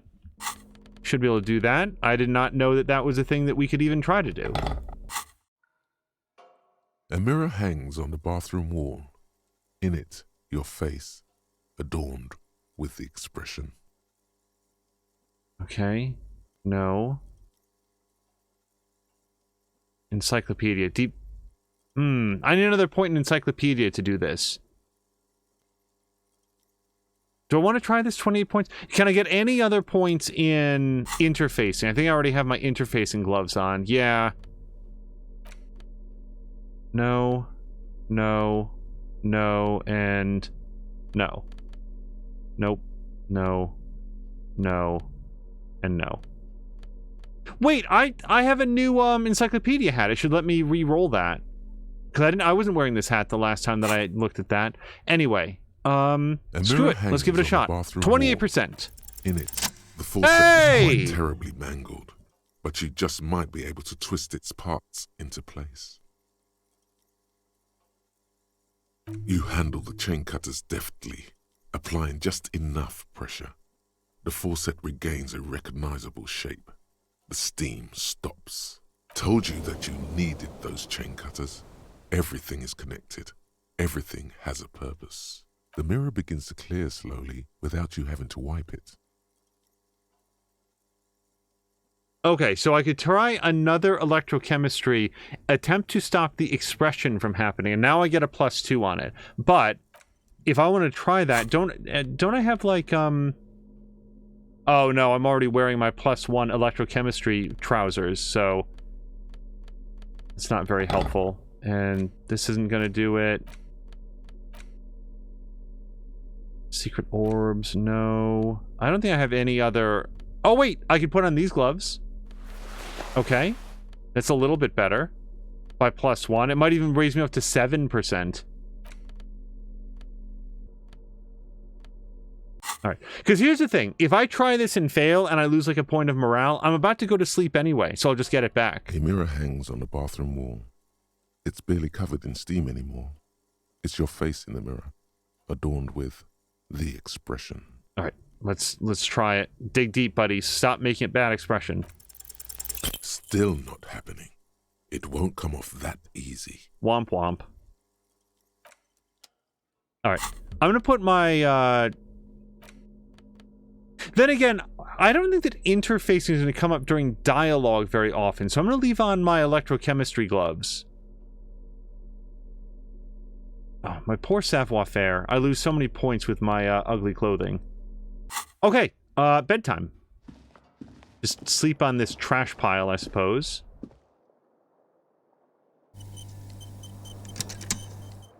The bed is cold and not particularly inviting, but it's yours. The sheets look awful. Crawl in. By the way, thank you, Mia, for the hoorays. The sheets feel at once coarse and clammy against your skin. The bed sags beneath your weight as you stretch out and finally close your eyes. And then sleep doesn't come.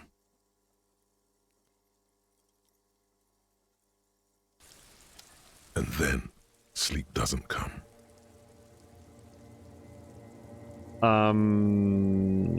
But I want to sleep. Obviously, you're in bed with your eyes closed, but it's not happening. Why? Maybe it's the bed's fault. Sure, let's check the pillow. Its synthetic filling has separated into hard lumps. The pillowcase smells oddly. Smells of alcohol and sweat, and grease. Let's check the blanket. It barely covers your toes, stretching over your soft belly. This is your body here, intimate and warm, breathing. Under your thrumming eyelids, you see a dizzying array of colors. You won't get off this carousel quite so easily. Okay, roll over to the other side. It's a little better. Colors, scenes, and half-formed phrases still litter your mind.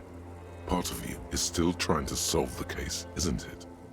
Probably. It's on my mind. Who killed him? Who? Something to do with, what was it that the lieutenant said? Union? And it's gone again. Your thoughts lost between the slowing brain waves. Fall asleep now. Your breathing steadies. A great silence washes over you until your eyelids twitch in your sleep and images start forming.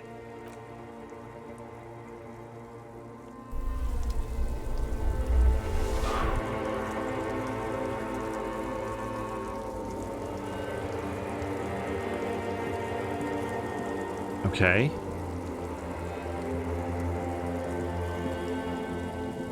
I assume I'm supposed to go up there, but... Nope.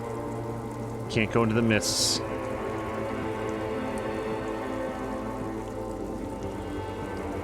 Speaking of can't go into the mists, I remain very, very disappointed that Mia and I were not able to finish our playthrough of Little Hope, a game with also a lot of fog that you needed to stay out of.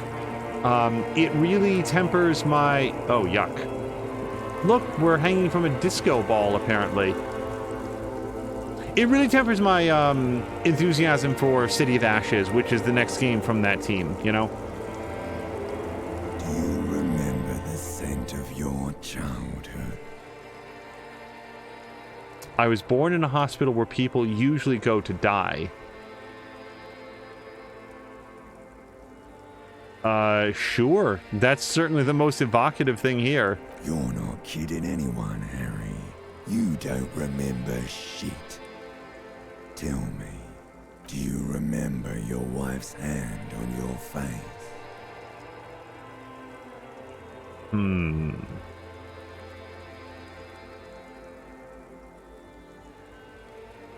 You said who? Yeah, so this is now the second indication that we've had that our character's name is Harry.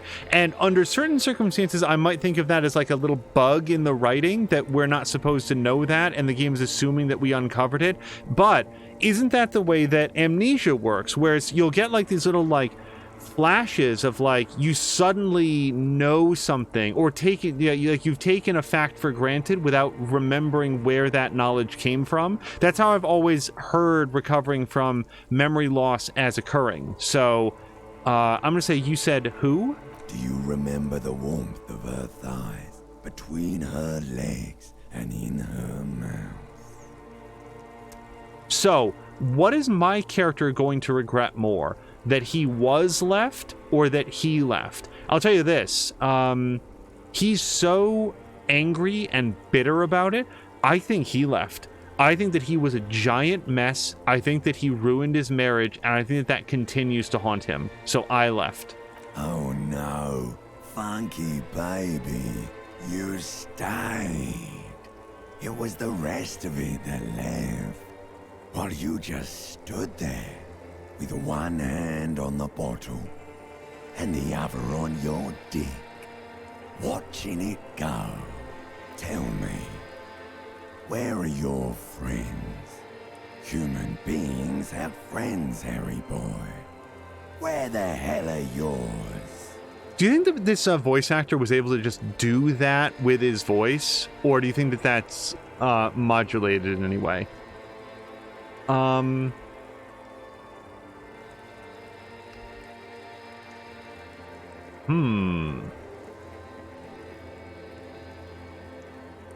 I would have liked the third option. I can build something different, something new. I can learn from my mistakes and do it better next time. I can get it all back. I don't want to come back. I'd rather be optimistic, even if this is misguided, because I don't think that he can get his wife back. This guy's such a disaster, right? But let's go with this. I can get it all back. No, it's gone. 3 times gone and never coming back. You failed. You failed me. Trinto, and hello to you, is saying, I think he's just able to do that. It does sound natural to me. It doesn't sound like it's digitally inserted. And I've heard people do crazier things with their vocal cords. So I think you're probably right. That's my guess. You failed Elysium. Ooh. Title drop. Some sort of 70s music Elysium, is it? What is Elysium? Everything. The Pale and the Isolas on the surface. The outer magnetosphere. Burning, furious truth. 8,000 years of written history. You really dropped the ball, Harry. 4.6 billion people, and you failed every single one of them. You really fucked up. I'm gonna say I've seen you before, which I have to assume is like this death visage of himself. No, you haven't. You're just sleep talking, and the act is wearing thin too. The spots on the disco ball fade around you. You'll be back in those cold snakeskins in no time, sweating up the bed. Stinky boy. I can come back from this. You're not coming back from shit. Thrashing around in that high conductivity state of yours, bumping into things and acting like a clown? Who are you kidding? This does not seem like someone from whom we can request help, so I am trying to solve the case. You're trying to what? I can't hear you. This is just a word dream now. Jumbled up garbage. The pictures are gone. The bed rises to meet you. A thin, sleep-like state. More glass than velvet, grinding in your head. And hello to Mirinda. So something is wrong. Sleep shouldn't be this bad, this dry, this unnourishing. There's something wrong with your thoughts. Some kind of new type of hangover. Oh God, another type? Oh yes, party boy, and it's worse than the one before. Just think of the shit you saw. Here it comes too, so soon already. A silent alarm goes off in your head like clockwork, barely let you sleep at all. Time to get those clothes on, Harry. Time to go to work in the shit factory. I feel like those would be awesome sound alerts for like a channel.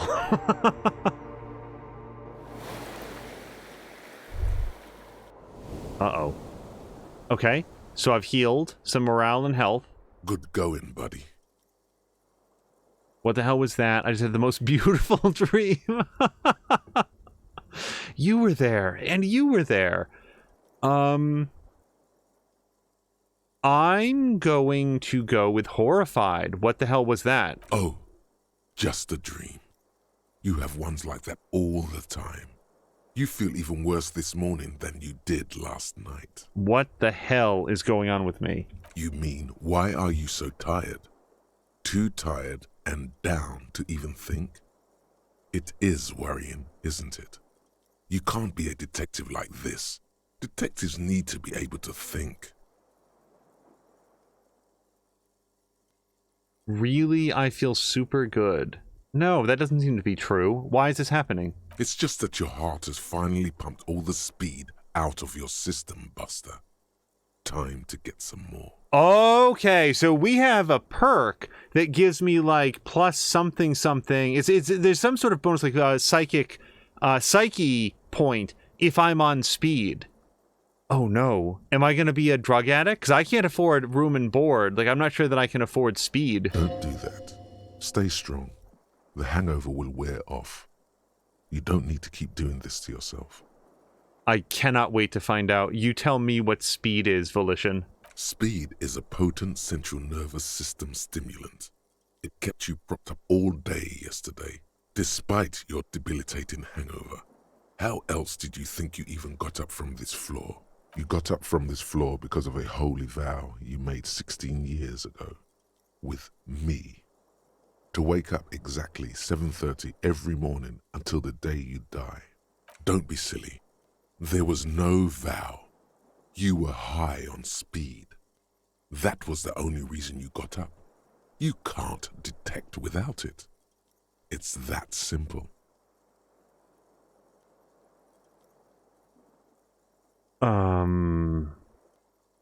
Do I want to take speed? I don't think I do, but it's so much more interesting if I do. Do I want to go find speed? Oh my god. Hold on a second. We're going to run a poll in chat. We'll see if people care. If people care a lot one way or the other, then we will adhere to that. Let's run a poll. It's going to take 1 second to set this up. Should Harry take speed? Question mark. And options 1 will be yes, and options 2 will be no. There we go. And we're going to also allow some additional votes if people want to do it, and we'll run that for, just in case anybody's like AFK or whatever, we'll run that for 3 minutes. Start poll. All right, so we've got 3 minutes to talk this through. I have never in my life played a game as a drug addict. Like whether it's Fallout 3 or like other RPGs of the type, I've just never taken any of those sort of stimulants. And I always thought it would be interesting to go through that way because they give you sometimes some super bonuses, but also you have this like come down effect that you have to grapple with. And frankly, none of the games were ever tough enough in terms of their combat or whatever to make it feel like it was going to be worthwhile. I should also note, sorry, I should have brought this up. Just because I can go get the speed, like I can opt into this, doesn't necessarily mean I'm going to do it a lot. Like, again, I don't have any money. I don't know how to play this game. So this might not go anywhere. But I'm legitimately curious to see what people in chat are going to say, and I feel like this is going to be an interesting way for people to engage. Mark Wack is saying, hello to Mark Wack. Angel's character could be blowing off steam with methamphetamine. Yeah, and actually we went into Kuno's shack, and there was also this like methamphetamine dust that was in there. Yeah, I'm trying to think of other games. I think, oh, you know what's another game that has aspects of that? Morrowind and Skyrim. What's the thing between Oblivion? They also had like skooma and stuff that you could take. Never took any of that stuff. Like, I think it's cool that it's in there, but I don't know if anybody ever, like, I've never seen anybody talk to anybody that like took the relevant perks to make it worthwhile. It seems like a really heavy role-playing thing where people are like not failing, what's the phrase that I want to think of?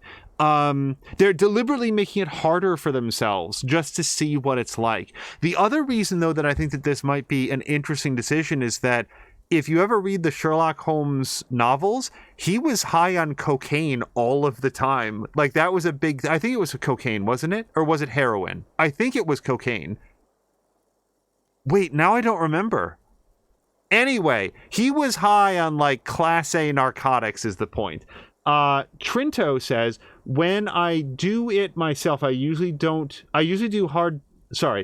when I do hard drug addicts. At most, I usually do alcohol in RPGs. Yeah, without saying anything specific about it, hopefully the time is not ticking away while we're making this decision. It's 7:33. No, it's 3 minutes after we woke up. So yeah, that's just me thinking.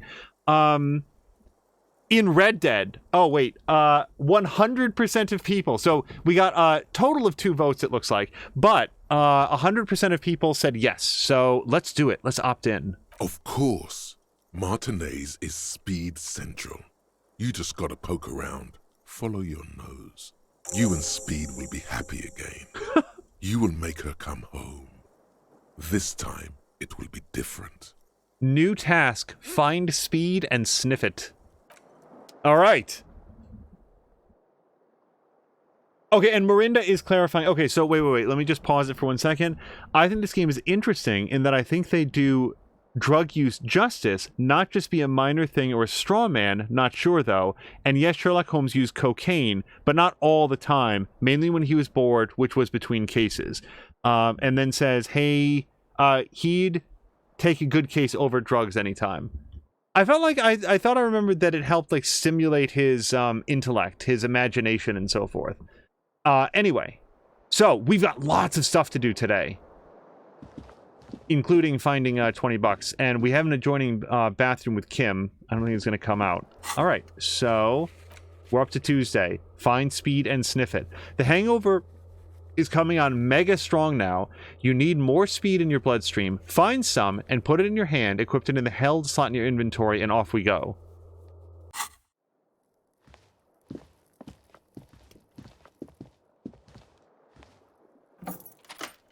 Oh, you know what? I want to lay down a new save. New save at the beginning of Tuesday. All right. Oh, hold on. You should pick that fat, juicy cigarette butt from the tray, light it up, and smoke the living shit out of it. What? The living shit. Your mesolimbic reward pathway does not mince words. It wants smokes. I don't feel like I'm a smoker. I didn't ask Kim for a smoke last night. Who knows what you are? A monster, a murderer, the gnome of Jeroma? You feel like a smoker, especially when you look at that juicy, succulent, seductive cigarette stub, still smoldering deliciously.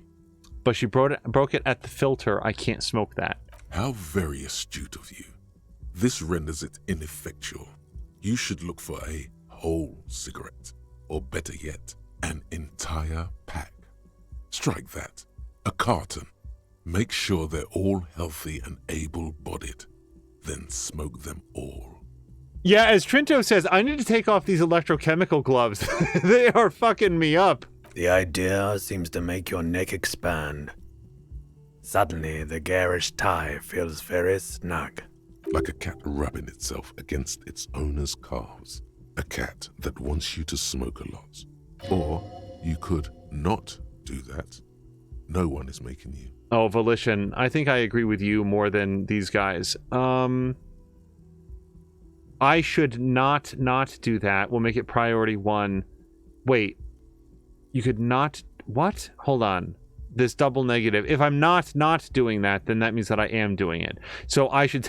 Look at my options. Yes, I should do that. I should enthusiastically do that. I should not do that. I'll make it priority 1, or I'll think about it. My character really wants to smoke. I'm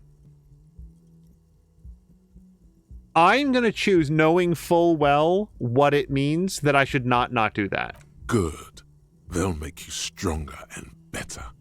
You're too old to be cool now. But find cigarettes. Smoke them. Blam. Instantly a cool renegade man. A mystical red dragon with smoke rising from his nostrils. Plus, smoking them gives massive bonuses. I'll believe the massive bonuses when I see them. Oh God, we are off to such a great start for Tuesday. Oh, you need to get your hands on some cigarettes and then smoke them for those massive bonuses. Find a pack, put it in your hand, and the smokes will do the rest.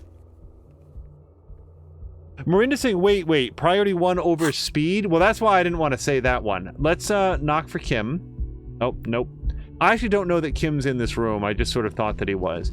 The lady that we met, Yunta or whatever her name is, she never came out. I'm going to try knocking maybe once more. The door is closed. No.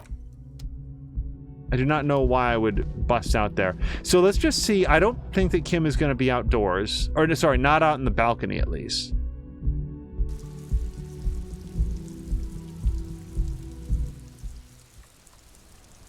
Right, all right. Now, on the plus side, I do think that we don't have quite enough for rent tonight, tonight, but we almost have enough. I think that with the 1880 plus the bottles that I picked up, oh, I should put that bottle, the thing back in my hand. Tools, yep. That there. That way, if there's any bottles that I can pick up, I think that they are now available to be picked up. Otherwise, they're just like background things and you can't interact with them.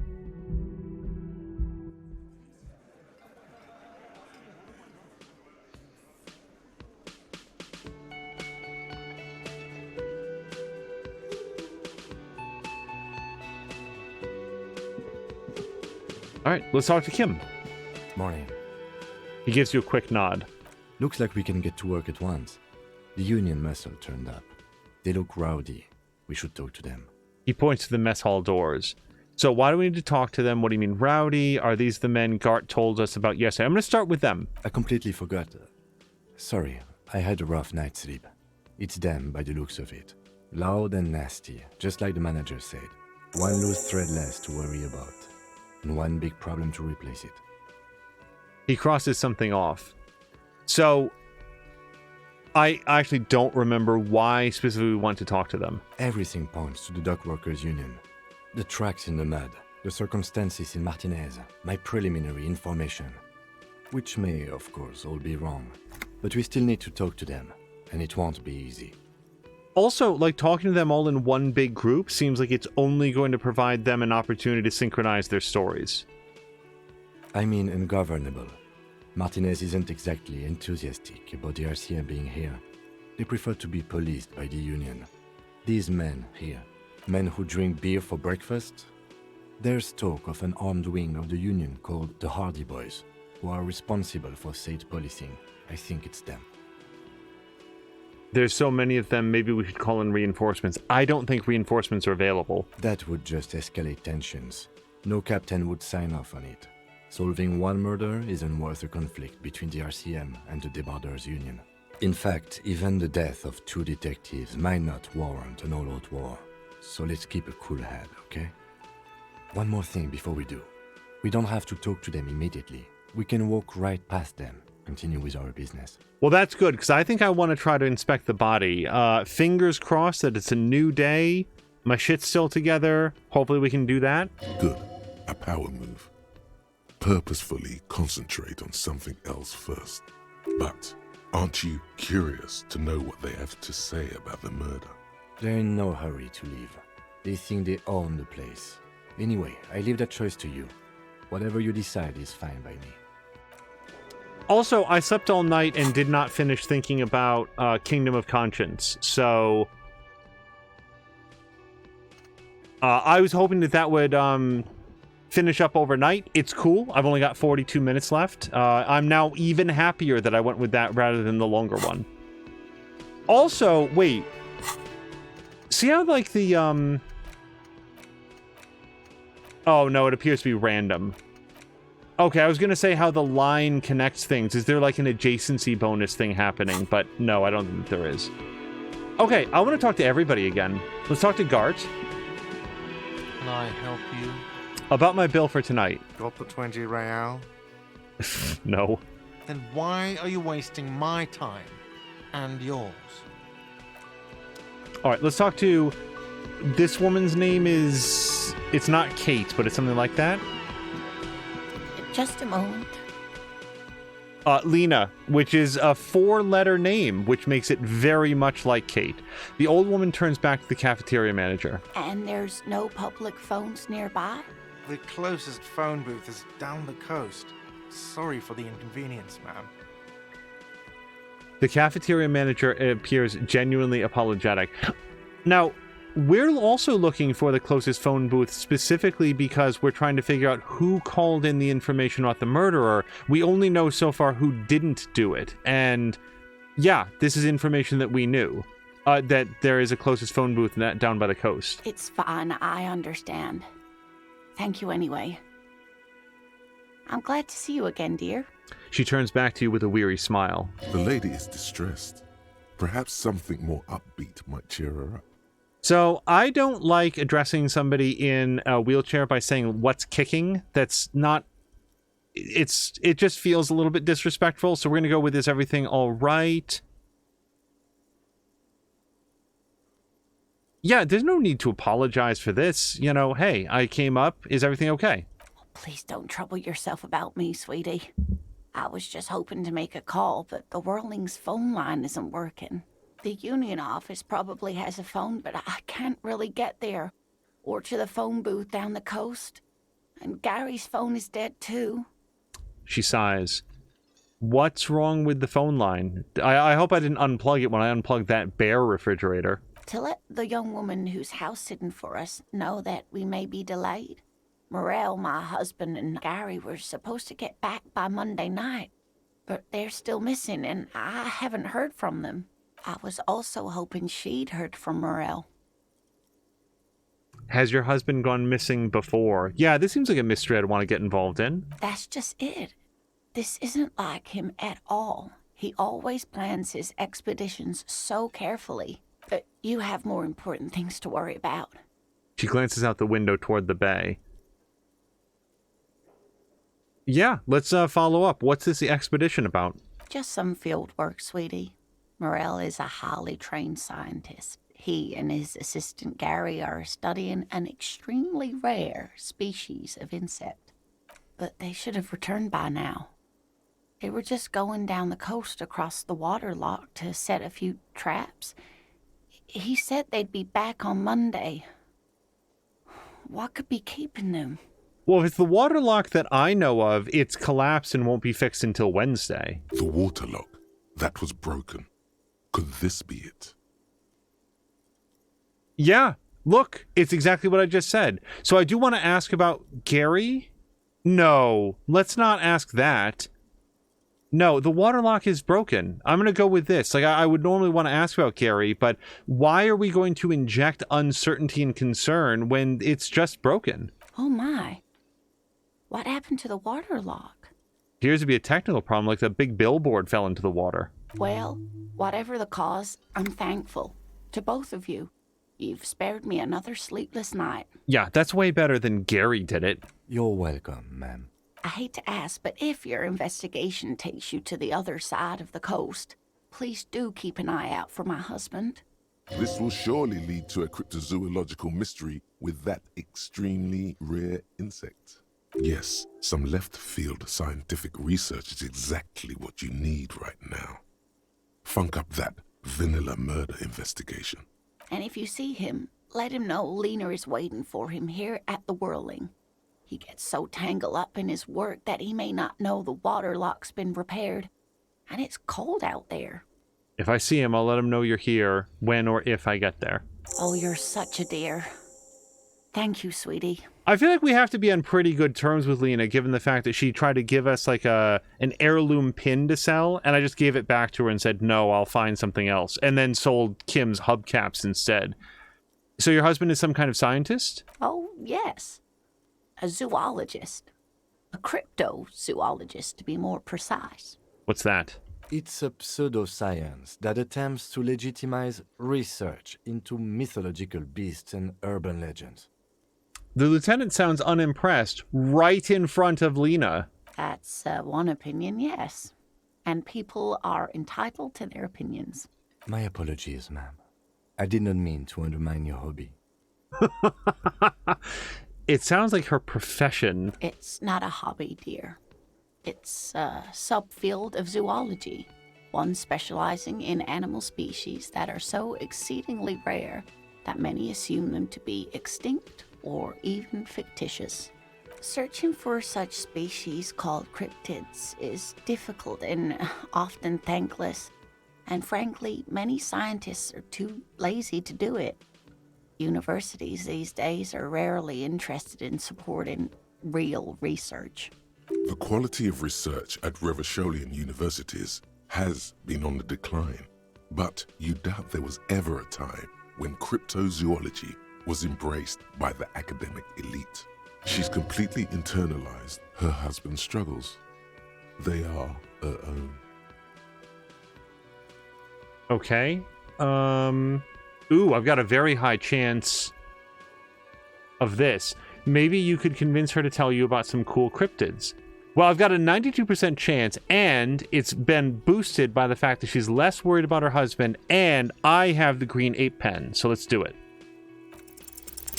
There's really no point in manipulating anyone. She'd be only too pleased to tell you about her work.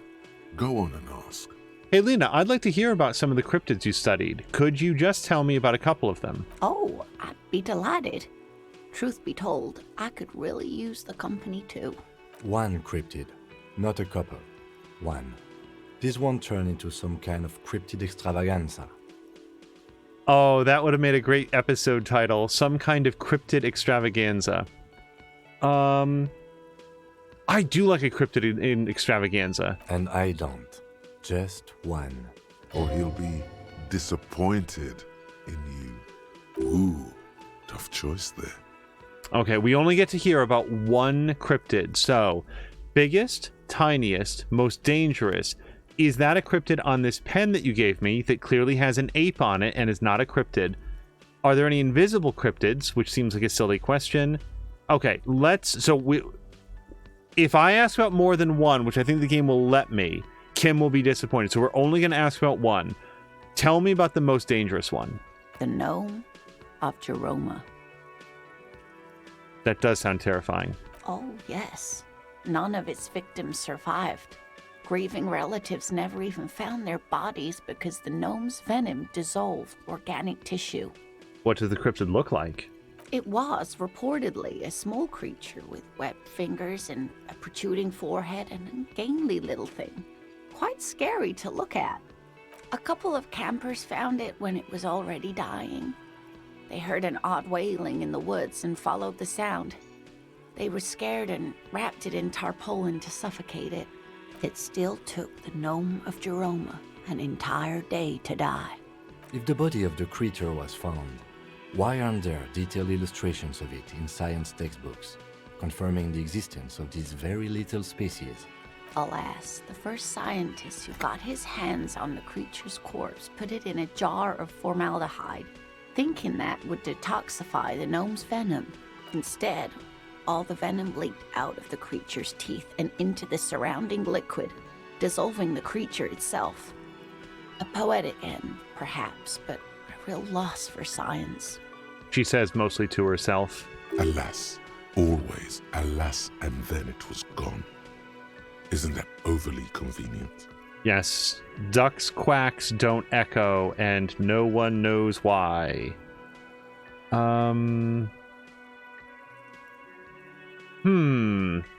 Well, so number one is how I personally feel in the real world, and it's what Kim said, and I really want to maintain a good working relationship with him. I don't want to antagonize this lady, but it does seem very convenient, doesn't it?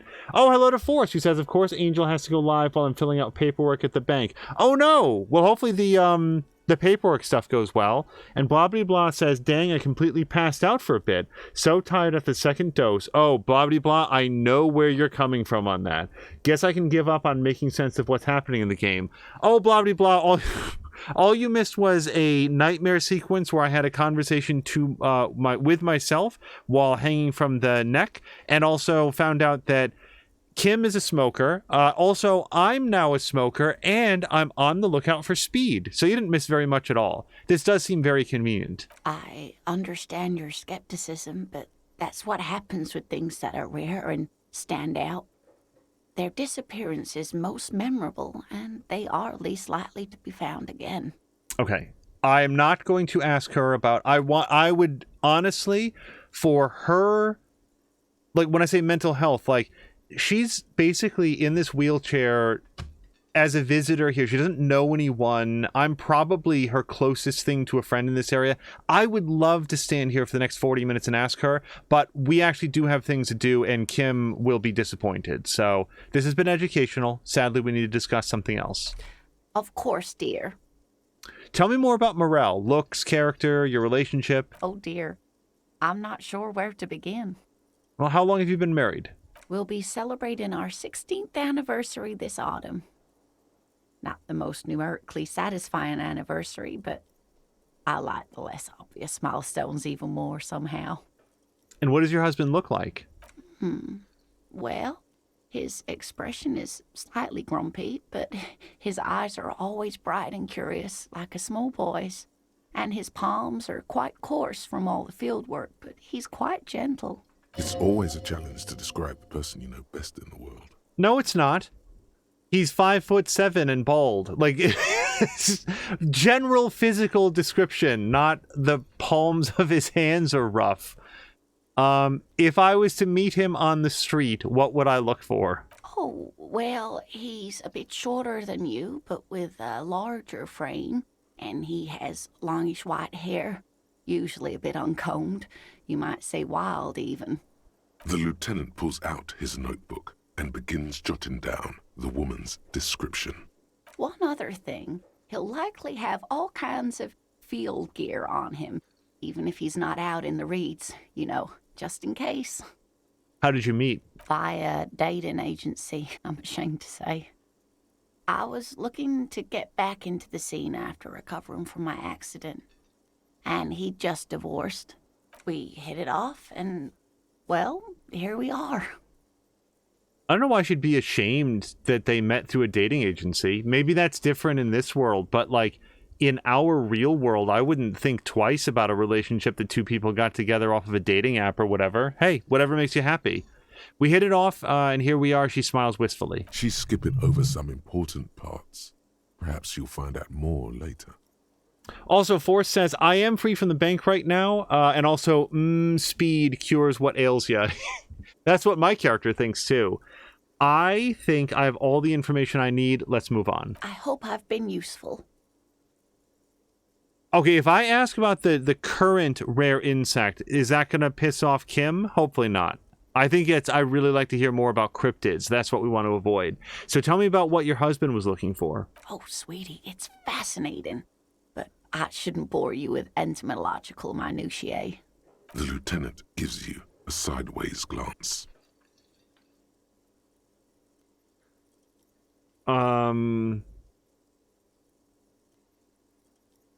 I'm going to assume that he doesn't want to hear about this, even though I do. Let's talk about something else. Of course, dear. Okay. So, did I already talk to Gart this morning? I'm pretty sure I did. And he was like, why aren't you paying me yet? I'm going to go talk to the chef and maybe look at whatever this is. The tomatoes are so thinly sliced you can see through them.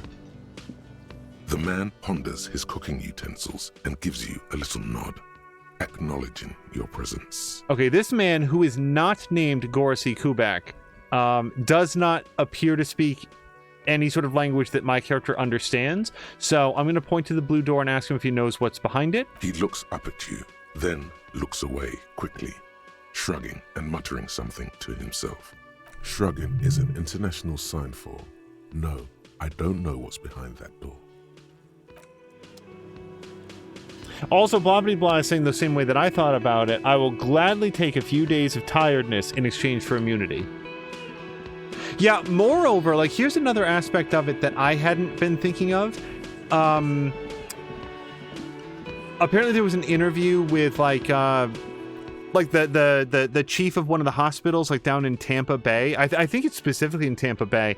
And what that person said is that even, like, people who have been inoculated against COVID-19, in the event that they get it, their symptoms have been much less severe than they would otherwise have been, which again makes me feel a whole lot better. We here intend to continue being very careful with regards to getting COVID-19, but boy is it nice to know that if either of us were to contract it, it will hopefully be less severe than not being vaccinated at all. Force says, I had someone at my school interviewed right after me for the school blog, and they said, I don't want my arm to hurt.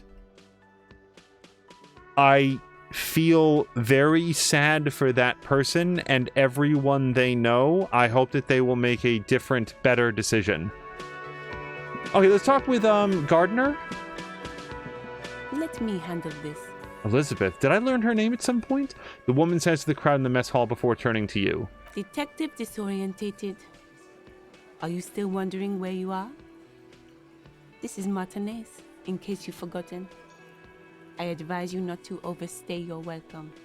She smiles coldly. I had actually intended to walk past her. I forgot that I want to go outside and inspect the body first. Her entire character has shifted. This young woman is cold as ice. You're the gardener. I knew you were not a gardener. I wanted to know more about the place before I checked out. That's normal. But 3 is not true. We're not checking out. I knew you were not a gardener. I did know that. Well, then again, she did have the ammonia. I don't know that she's not a gardener. I know that she's not friendly. I'm going to say I just... I'm going to say you're the gardener. Because here's the thing. She had the ammonia. Like, what an odd thing for her to have on her, right? No, I am not a gardener. I'm a legal counselor for the Dock Workers Union. Why were you carrying around an ampule of ammonia? She crosses her arms. So let's get to it. You're looking for Titus Hardy? You think he has information that will help you? Maybe he does. She points to the man on her right. That's Titus. Talk to him. But know this. I'll be keeping an eye on you. No strong arming. Nothing official. The District of Martinez does not recognize your authority to make arrests. It doesn't matter if you recognize our authority. We will make an arrest if we have to. She says nothing. Her glare speaks for her. Yeah, I would have preferred if Kim did not say that, because I don't know why we're getting into a jurisdictional argument when, like, we don't have any reason to believe that we would arrest this person. Here's the thing. If anyone thought that man was likely to be arrested right here, we would not be granted an interview. Also, I really like this little breakfast nook. I can ask her what her role is in it. She's a legal counselor, so I feel like we already know this. Like I already told you, I'm a legal counselor. Do you have hearing problems? No, I just don't want to get in trouble for not selecting questions whose answers I already know what if I want to talk to you and not Titus? I feel like I'm doing that right now. What are you going to do to me? Why are we challenging her? Why are you so aggressive? Look at all of the aggressive things I can say and then ask her why she's being aggressive. I'm going to ask what if I do want to ask her some questions. What you want is of no significance, officer. Don't test your authority. In Martinez, you are no one. I saw what you were thinking. You want to say, what are you going to do to me? Don't. Just because it's in your head doesn't mean you have to say it. Thank you, authority. I didn't want to say that one. You will not lose out on anything good by not saying it. So this is now finally hard confirmation of something that I've suspected from the beginning, that just because an option exists, there's benefit to the things that you don't say. Not only which of the responses that you choose, but also when you're asking questions, there might be certain things that you just want to not ask at all. So I'm not going to say this. I didn't want to say it. And I'm also, by the way, not going to ask her why she's being so aggressive. If anything, I feel like she's being more defensive, and she's advocating for her client. So I don't need to ask that question. I should talk to Titus then. Okay, I'm going to F5 it, and the reason that I'm going to do that is that if I'm going to talk to Titus, I want to have investigated the body. That said, I don't know how long these people are going to hang out. It's 8 in the morning. They might be headed back to work. So we're going to try to do this as fast as possible. Hello to Puss in Boots, who says, so here is Tahiti. Which I'm not quite following. Also, Centrifugal Force was saying, sounds like my mother. Hello to Puss in Boots, if I didn't say it already. Centrifugal Force is also saying hello. I really like your, goose, again, Force. And also, yeah, Force is saying, like, in capital letters, why are you being so aggressive right now? That's very similar to... Like, that's not a question, it's an accusation. So, be wary. Oh, look, there she is. That woman who went to her room and I could never talk to her again. Yeah, Puss in Boots, I hope you're having a nice, Friday. Okay, can I please examine the body now? There he still is, looking right through you with his white eyes. The body below is entirely dedicated to that corpse smell. Emitting it is all it does now. Okay. This is it. I'm just letting everybody know. I also had or maybe it was like an 89% chance last time. We're hitting the button right now. As you breathe in, the odor comes over you. It's a smell of the mind telling you to run, and your stomach to wring itself empty. With your hands at your sides and your eyes squinting, you stand in it. Do they always do that? They do after 7 days, yes. We are deep in decomposition here. The man before you is naked, but for a pair of underpants and enamel boots. His skin is greenish, marbled with decaying veins, and blotched by lividity. A fading web of tattoos covers his chest and shoulders. The cargo belt used to fasten him to the branch above appears industrial in strength. So a quick question for anybody that knows is... What was the exact phrase here? Enameled boots. Is that a real thing? Enameled boots. Like, I feel like that's what stormtroopers wear in Star Wars. I don't know if it's an actual thing that, like, is gear that you would have in the real world. Because I just feel like if you were moving around in it, it would be likely to, like, you'd kick your boot against something and break it. But also... enameled boots or something similar would be extremely helpful for dealing in very hot temperatures, I would think, because it's really good at absorbing heat. So, anyway,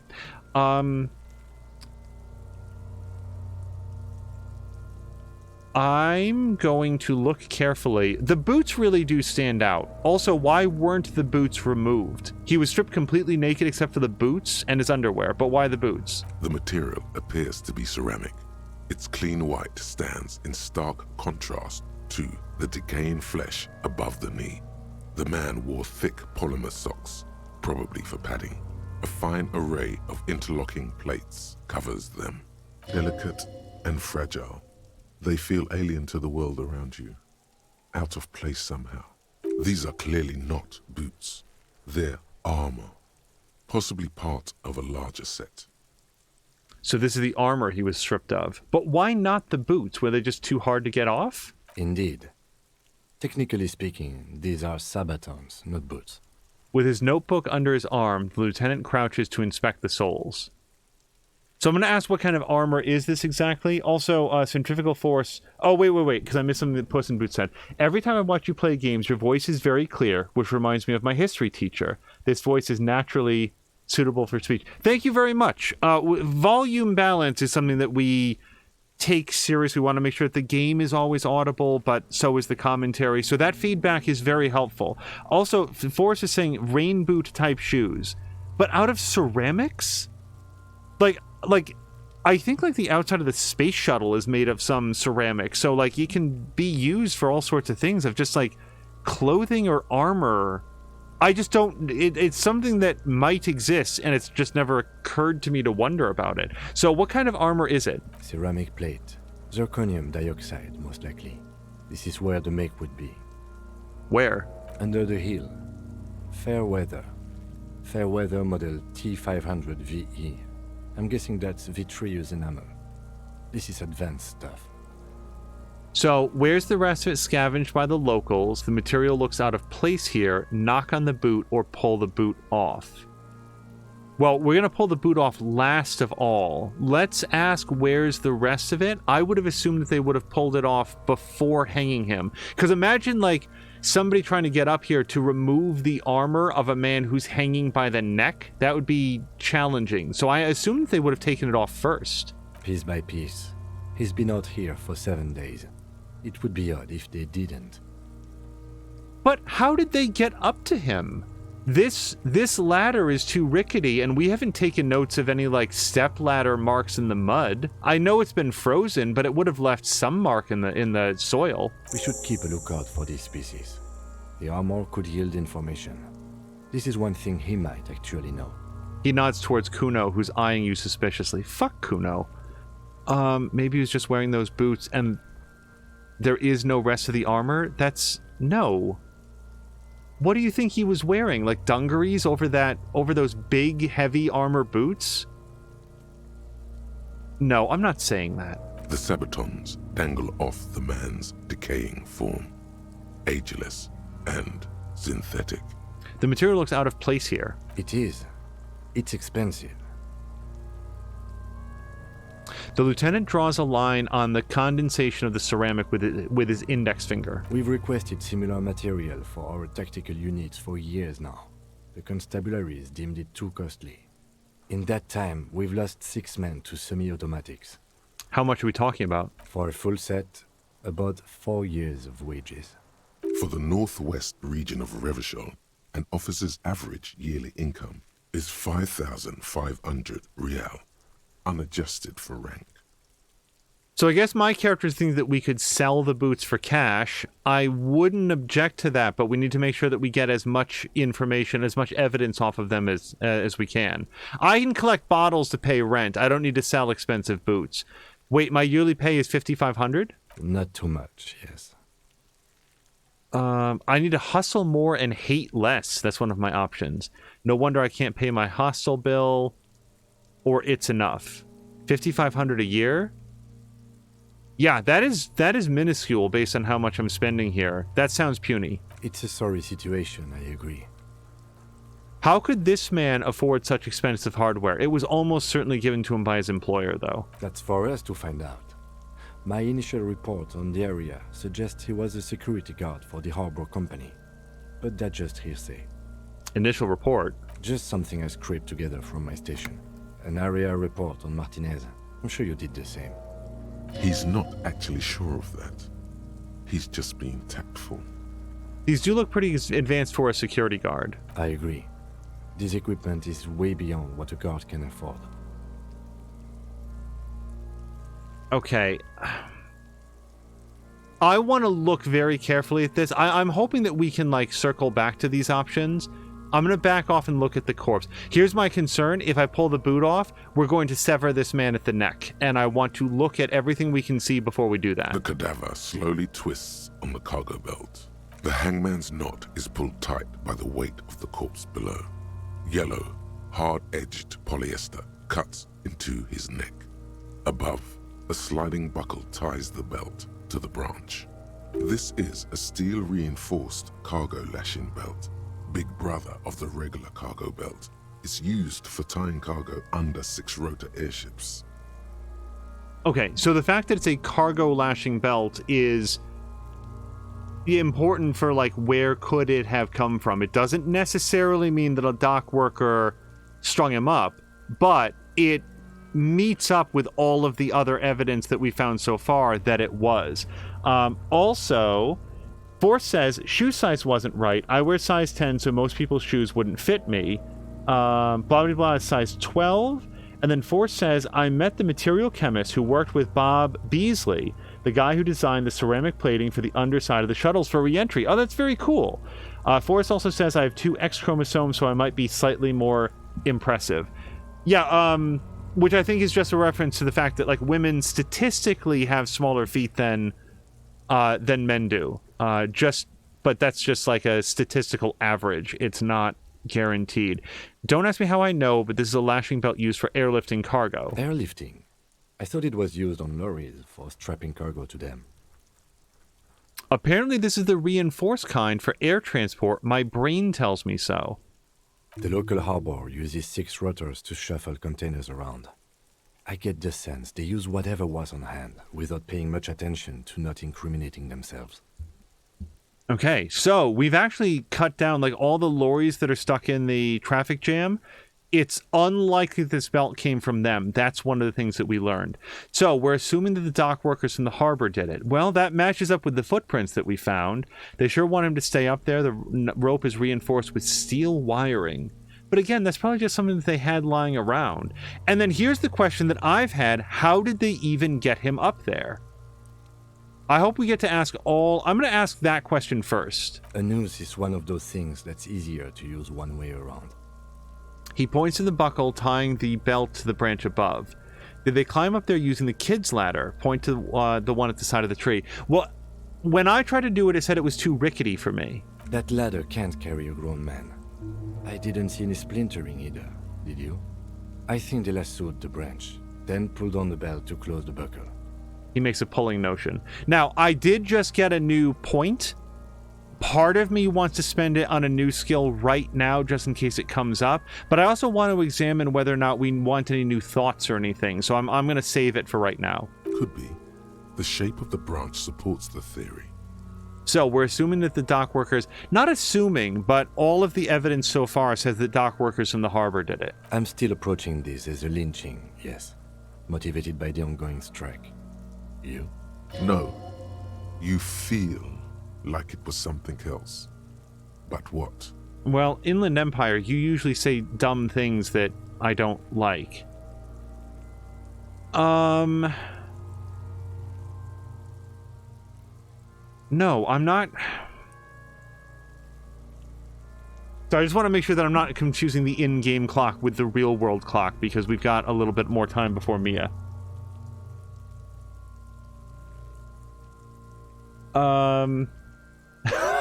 Blah blah says that people can wear my shoes while wearing their own shoes.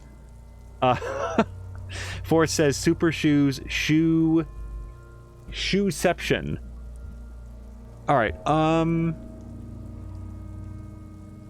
I would really like a third option, which is that's where the evidence is pointing so far. I want to avoid leaping to conclusions, but it makes sense, believably mundane. 70% of the cases I get are just filling in the blanks on the initial report.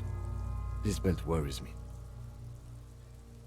They sure want him to stay up there. The rope is reinforced with steel wiring. I was afraid it would be. Thin steel wiring, parallel strands. This makes getting him down more problematic than I had assumed. Okay, let's back off. The cadaver hangs from the cargo belt. Okay, tattoos. An intricate web of blue lines stretches across the torso, from the right shoulder to the solar plexus. Each time they intersect, a small white star is formed in their crossing. Hundreds of fading asterisks riddle his skin. Their concentration is highest around his heart. His corpse is marked by stars. What will mine be marked by? Alcohol and heartbreak. And speed, damn it. So, a map of the night sky doesn't sound very plausible based on the description that we heard. Is it a microelectronic system? Would be interesting, but this also sounds a little bit too symmetrical for that. So I'm going to ask if it's a national pattern. Of no nation that I know of. If anything, it reminds me of religious illumination, last or penultimate century. Men who live harsh lives often turn to innocentic worship. But which one? I see no trace of a humanoid figure. We are missing something here. I must have failed a knowledge check somewhere in there. I agree. A sudden ring fills the air as the lieutenant pulls down the zipper of his orange jacket. He wears a wide leather belt around his waist and a gun holster under his arm. He takes a thin piece of milled aluminium from his coat pocket and pulls it open. Sounds like a sword being unsheathed. A small lens appears. Some sort of camera. Let the lieutenant work. Shit, Kuno! What the fuck is that? It's a bag of shut the fuck up. An instant color camera. He produces two metal-capped ampules and clicks them into place on the side of the apparatus. A thin slot shines there. This is the first time he openly acknowledges the kid's existence. I have only 2 ampoules, so nobody move. I don't want to waste one. He points the camera at the corpse, peering into it. The lens needs adjusting. Then... A sound, a shrill flash, followed by the breaking of a small ampoule of glass. You see streams of color pour onto the thick, glossy piece of paper, rolling out. In case we need it. The lieutenant says, then shakes the paper, letting it dry in the cold wind. On it, a color-perfect copy of the dead man's tattooed chest. I'm not going to ask what we need the photo for. I mean, we need to be able to see the tattoos and stuff after we pull him down. We're not going to hold on to this body forever. Cool machine. Yes, it is pretty cool, isn't it? He slides the camera closed and tucks it away onto his belt. I guess I have to ask what we need the camera for. It contains insight Photo to the for. victim's person. By his build, I'd say this was a man of physical violence. The story he wanted his body to tell was important to him. It is his letter. To us. Someone should decipher it. We'll need to show it around. That's a almost poetic way of describing his tattoos. I like it. Also, Force says, how much does a bag of shut the fuck up go for on the open market? Oh gosh, with these kids it's free. I would hand it to them for free. I'll sell it to you at cost. Can I have it? I should look at it later without the corpse smell.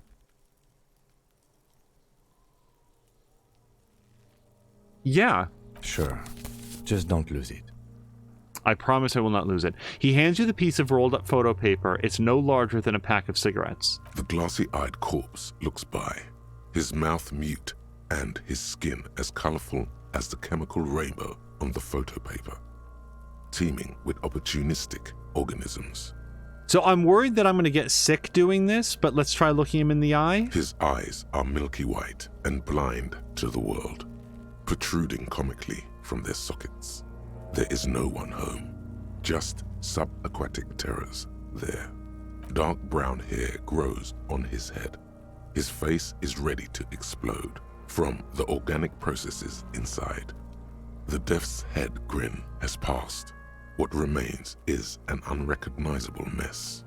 Underneath the curdled meat there is an expression, not carried on his features, but below, inside, an expression of pleasure.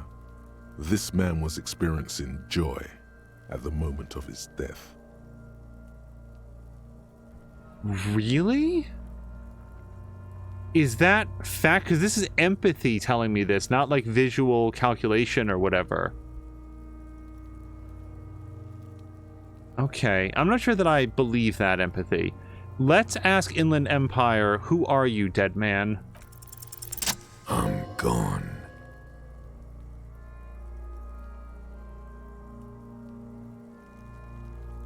Why were you feeling pleasure when you died? I'm gonna ask him that first. Maybe I was getting my rocks off. Fine, but you have to speak to that. What dialect is that anyway? So you were feeling sexual arousal when they were hanging you. Sure. Do I look like an erotic auto-asphyxiation type to you? I don't know what they look like. Do they have like a letter tattooed on them? I am well aware. We don't need to hear his explanation. Sure, why not? Captain Copodromo, I fear we are drifting away, fixating on sexuality again. Let's go with a simpler question. He didn't choke himself. You know it. Wait, oh, no, I didn't think that he put himself up here. That doesn't make any sense at all. No, that's not what I was asking. I was just asking if, like, basically if we're trying to identify who the murder victim is, and he has a little bit of a thing for being choked, that might have gotten out around town and help us to identify who's the guy with the big tattoos who also likes to choke himself blue. You know? Figure out the case? Where have you gone? Into the wild pale yonder. Where is that? In the past. Way out west. So, late night Funk is saying, but empathy told you that he looked happy the moment that he died. Yeah, the thing is, I'm not sure that I can always trust the things that my mind tells me. Like, the deductions that they make through empathy or visual calculation or logic might, like, those, here's what I'm thinking, and I could be wrong, that those are, like, I'm getting the opinion of that part of my mind based on how it views the world, but that opinion may not always be factually true. And that's, you know, that's what I'm thinking is going on. I can't get the damn compartment in my ledger open. Why am I saying that to the hanged man? It's true, but why would I say that to him? I can see that you're gone, but who are you? Should I say this first? I'm gonna say the damn compartment. The Blue Heart? Oh, that's good shit. Just press down and fuck it open like you always do. Fuck it hard, Copopo the Clown. He means force. It'll work. All right, I'll give that another shot. Okay, so who are you? I'm a joke. Look at me. I don't think you're very funny. There is nothing funny about jokes either.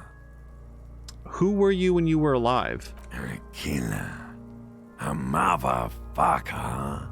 And a killer. Also, hello to Psycho.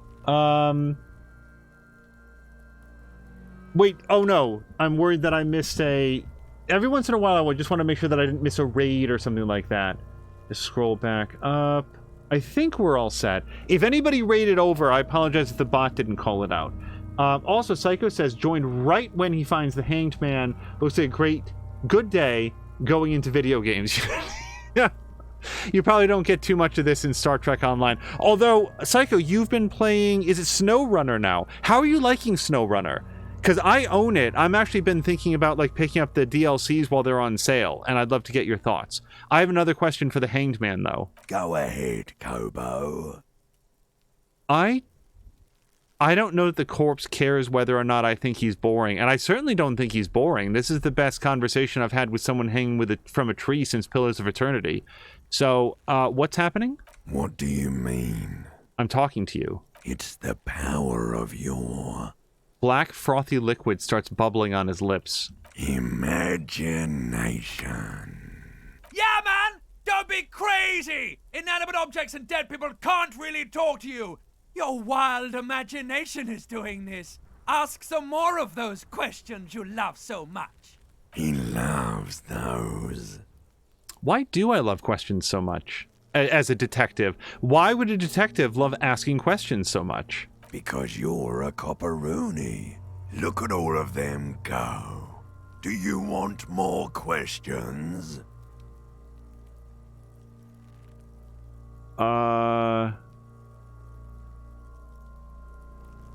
Give me questions. Here you go, loony.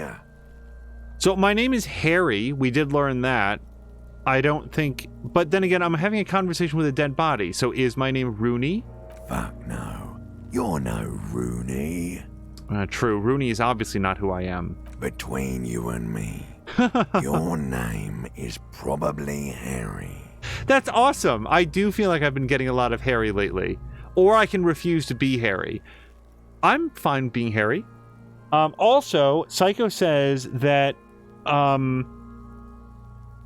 SnowRunner is super addicting to play. It's a great game to play and talk with chat easily since the story is just, it rained and snowed a lot, fix the tower. Yeah, that's one of the reasons that I want to check it out. Also, Force is saying, oh god, what if that's how we socially describe people by their kinks? Oh gosh. I guess we'd have to figure out what everybody's kinks were first, otherwise everyone would just be boring missionary position. I do feel like I've been getting a lot of Harry lately. You might be onto something there. I think I'm probably Harry. I've gotten it a couple times. Why do I feel like I've forgotten something terrible, dead body? Because you have. Okay, I'm not going to tell the body that I hate him, even though he's dead. Nobody wants to be told that, so that's enough. Come back later, Coppo. Amuse yourself with my frank manners and my memento mori features. If possible. Also, see me in your dreams. Okay, so for the second time, the dialogue there, the spoken word, had nothing to do with what was here. You can come back and look into this face anytime you want. Ask me your little questions, freshen your memory, create associations, remind yourself of your mortality. Capolopo is what he said here in the paragraph. So, squint and take a step back is different than leave, so let's squint and take a step back. Also, we've got maybe 10-15 minutes. Mia will hopefully let us know when she's available, and we'll be raiding over to her, but we do have time to finish this interview with the corpse. As you narrow your eyes, the monster before you blurs into a violent mess of green and pink. This is a trick. You've done it before. Pink is where the blood settled in the first hours post-mortem. You can use it to see if the corpse has been tampered with. Does his position at the time of death match the discoloration? Observe. Only the lower extremities are pink with a dash of blue. His fatted hands, thighs, and his neck, just above the noose. The rest of the corpse appears dark green in the cold spring air. Okay, I need to revisit this. This is a trick, you've done it before. Pink is where the blood settled in the first hours post-mortem. You can use it to see if the corpse has been tampered with. So if it's pink, that's where the blood settled in the first few hours after that he died. So only the lower extremities are pink with a dash of blue. His hands, thighs, and his neck just above the noose. And I can't see his feet because he's got the boots on. I bet those boots are on really tight, too. Okay, so the blood sort of like settles down to his lower areas. That's what I would expect if he was hanging. I see it. His neck, too. The lividity goes right up his chin.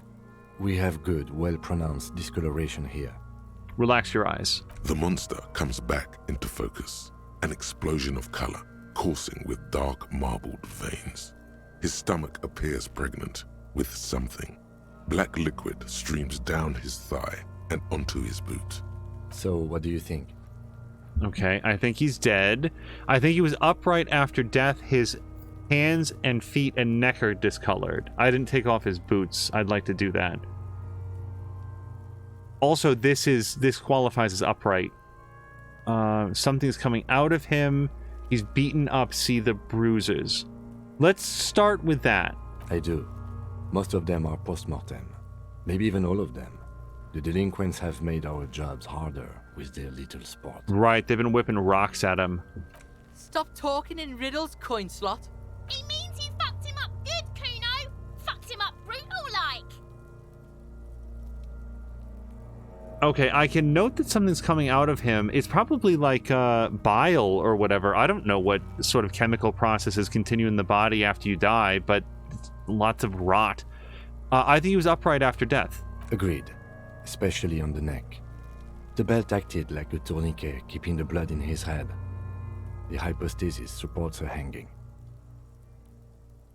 Could it still be that he was moved after death? It doesn't seem very likely, but we should consider all possibilities. There's always a chance. We should check for ligament marks on his neck to see if they're in tune with the belt. We'll have to get him down first.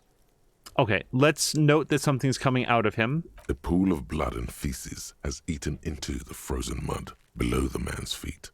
Purge liquid is dripping into it, drop by drop. I hope everybody's enjoying their dinner. The victim appears to have contained no more than half a kilogram of digestion at the time of death. The fuck he's saying? Talking about shit. We got lucky. Maybe he went to the toilet sometime before death. I don't want to acknowledge them at all. I'm not going to yell anything at them. Maybe he went to the toilet sometime before death. Sure. Maybe. He doesn't really want to dwell on it too long. Neither do I. And also, I can just note that he's dead. He is very dead. I'm not going to say that. Back off and catch your breath. But there is no breath to catch. Only the cadaver filling the air and your nostrils. He slowly rotates before you, decomposing.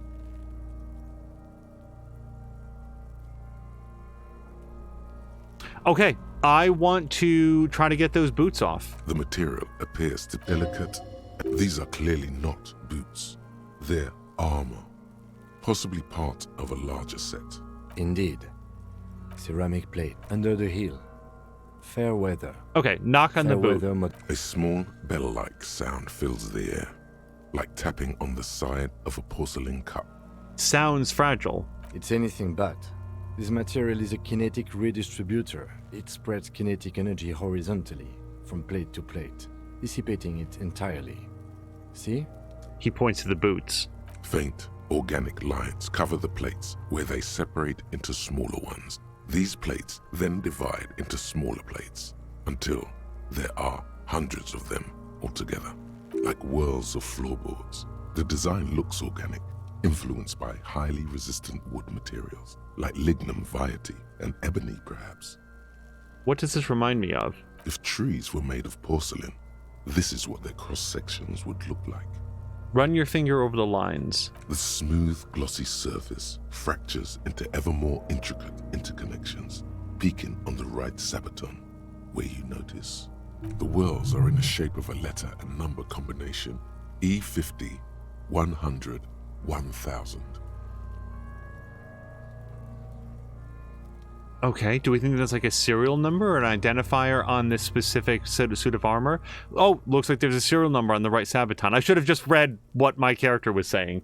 Also, very quickly, Psycho says Star Trek Online is ramping up some new content as well. Added some new Klingon storyline that ties to Star Trek Discovery series. Really? I'm a big fan of Discovery. We haven't seen the 3rd season, but I've enjoyed it so far. That's interesting to know. Good. Can you read it to me? He tips the drying ballpoint pen... Hi. He tips the drying ballpoint of his pen on his tongue. X5415 6745 678222. Let's lie. See, this is what I was talking about before. Like, why, drama, would I want to lie to my partner about this? We're trying to solve the case. We have a make and a number. That's something. We can use the radio in my kinema when we're done. Either station can chase it for us. Like, it would be really interesting to play this through a second time as a completely different character who just deliberately obfuscates every section of the case and see what happens, but I'm now going to try to pull the boot off. This feels dangerous. Are you sure? Can I ask Kim about it? You know what? I'm going to say this is exactly what I was going to say. Here's the thing. If the boots came off easily, somebody else would have come along and taken them because they were grabbing the armor pieces. They were scavenging them. Came up earlier in the conversation. If I try to yank this off, I feel like it's going to damage the body even further. So I'm going to not try. The sabatons dangle off the cadaver slowly twists on the cargo belt. How do we get him down? Torso. Are you sure we finished the preliminary examination of the cadaver? We might miss some of these things once he's done.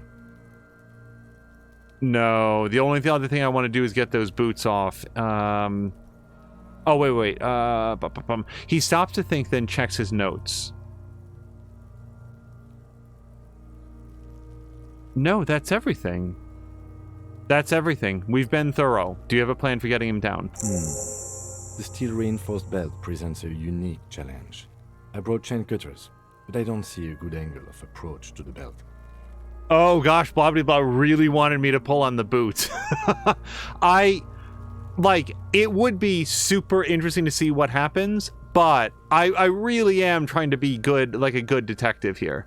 He doesn't actually think the challenge is unique. He thinks it's frustrating, annoying, and harder than he thought. I feel like I very frequently roll perfectly even with whatever the request is, and that's why I want to add more points to things like rhetoric. The cadaver is a good 1.2 meters up. Neither one of us can reach the belt without assistance. And even if we do, there's the question of cutting the airship strength material. So, can't someone else do it? We could saw the branch. Seems like a lot of hassle. Let's not know. We need to get the body down. Maybe we could shoot him down. I don't have a gun. Maybe we could ask for help for the harbor. I'm out of ideas. Let's have another look at him.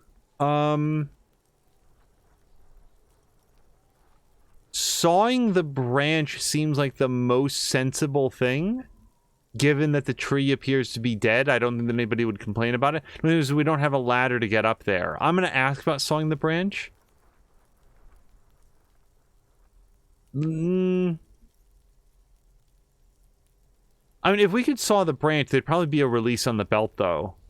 So let's ask for help from the harbor. I was really hoping we wouldn't. The Union appeared to be suspect in this case. It seems like a dangerous route to go down. Okay, let's reconsider. But what other options? The corpse twists on the belt, like chicken on a skewer. Psycho says the art style for this game is very interesting, a change of pace from what most games look like. Yeah, the painted look to it, I really like. Okay, let's ask about sawing the branch. Climb up there and saw the branch? It seems dangerous. Also, I can't do it. There has to be a less risky way, with less falling down of trees. I don't have a gun. Could we shoot him down? Yeah! Bang bang time, pig! Shoot his head off! How? Where the buckle ties the rope to the branch. That's a good spot to aim. There, the buckle holds the belt together. Where? Ah, yes, I see. If the shot hits that, there might be a chance to release the belt. Yeah, now we're talking. Entertain a Kuno with some shit.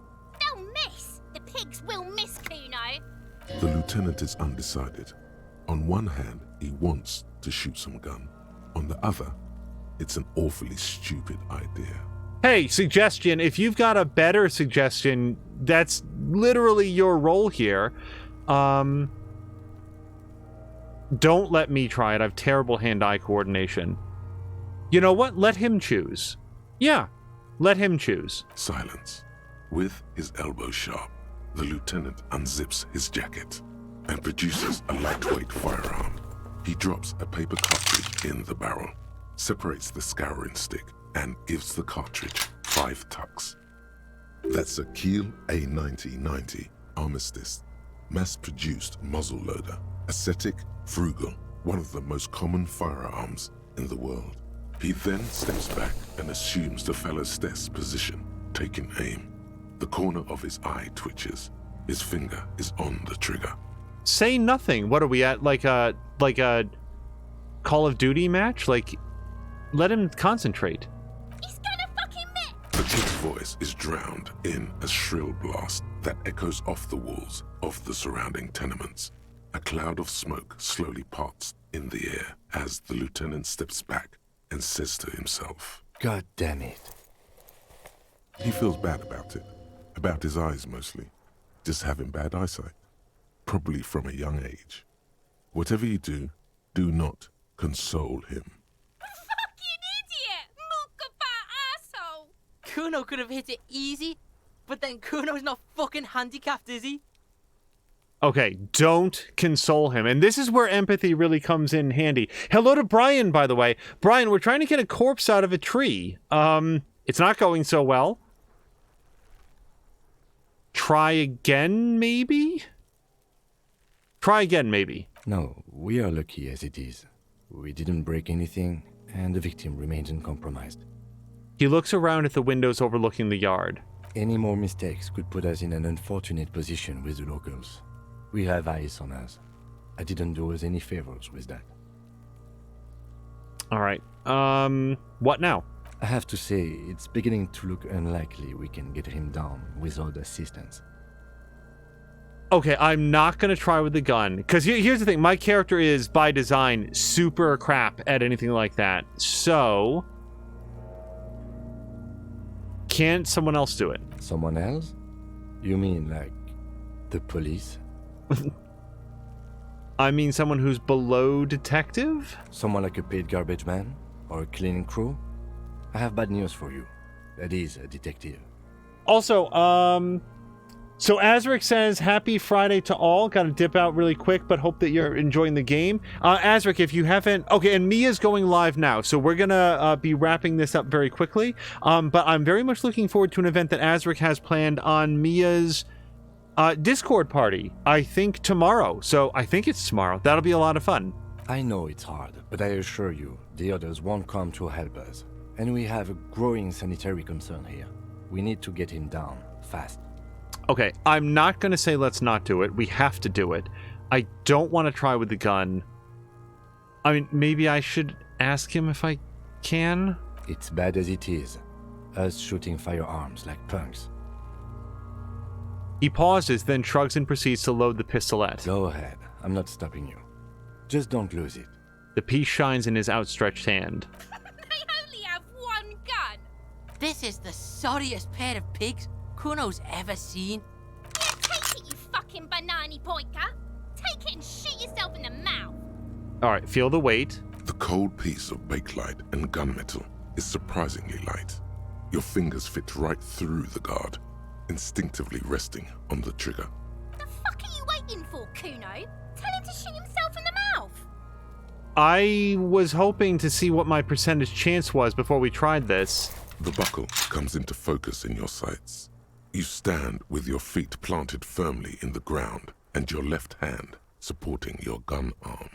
Why don't you just shoot yourself in your mouth? At least you won't miss. Okay, I can't do this.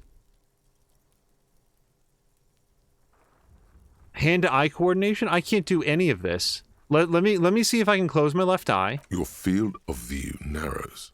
The branch slowly moves, becoming entirely two-dimensional. The metal buckle glimmers, catching the morning light as the corpse slowly rotates. The slow movement of the branch in the wind and your shoulders directing the gun sink up, dancing hypnotically. Look, he's crying. You gonna cry now, fucking faggoty? I'm not pointing the gun at the kid. Why is that even an option? Are you kidding? Can I tell her to shut up, though? Or what? You gonna fuck me? You wanna fuck me, pig? Is that what this is about? Jesus Christ. I have a 28% chance. We passed a 28% chance earlier. We're not doing this shot. So, give the gun back. I agree. Enough gunslinging for today. What about the body? We need to access the harbor and ask the leader of the Union to have it taken down. They have the tools, and they have men. Okay, so I'm going to ask why we didn't begin with that. Oh, but he already told us, right? I just want to hear what he has to say. I did not want us to be indebted to Evrard Clare. I wanted us to be able to deal with it ourselves. That is clearly not the case. We need help. You need to suck my dick! I hate this kid. Why the fuck am I still alive? Who's Everett Clare? The leader of the Union. A dangerous and corrupt man. One you don't want to be indebted to. Okay. Kingdom of Conscience.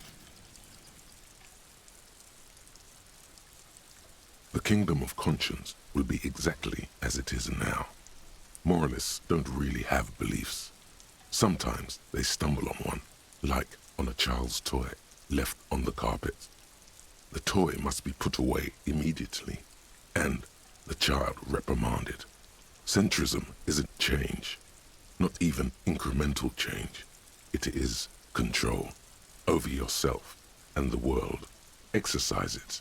Look up at the sky, at the dark shapes of the coalition airships hanging there. Ask yourself, is there something sinister in moralism? And then answer, no. God is in his heaven. Everything is normal on earth. That's awful. However, now moralist dialogue options heal +1 morale, and the learning cap for both volition and logic, which are two skills that I do place a high premium on as a detective, have been raised to 5. So, it's not awful. But we are going to save here. Yeah, where's my... Yeah, we're going to save actually the last time that we were in the yard. Yes, I do. And that is going to do it for episode 4. I adore this game. I am really, really enjoying it. Blobbity Blah was voting to shoot the kid. In normal video game times, I would absolutely want to threaten that kid. But we are in an RPG, and I'm trying to treat it like I am a character living in the world, and I don't want to be a character that would threaten a kid with a gun, even if that kid is a relentless turd who is constantly shouting insults as well as like homophobic slurs. Like, I really, really, really dislike these kids, but that they're like Kuno's 12. I think it was clarified. Kuno's 12 and on amphetamines. So I don't know what the deal is with that kid. And as much as I dislike him, I don't feel like as the adult in this situation, I can afford to show that. Maybe it goes back to the years that I spent like learning to be a teacher, but you know, your job is to be the adult and help kids, not condemn them or treat them like they're hopeless, because that's nobody wants to live like that. Anyway, we are going to bounce over to twitch.tv/morethanamia, and Force, if you come over with us, I would love to answer that question, but unfortunately we're out of time. So we're going to go visit Mia, who's playing the medium, and then we'll be back hopefully in the weekend for some more adventures in Disco Elysium. Until next time, you guys, thank you so much, and I hope you have a great night.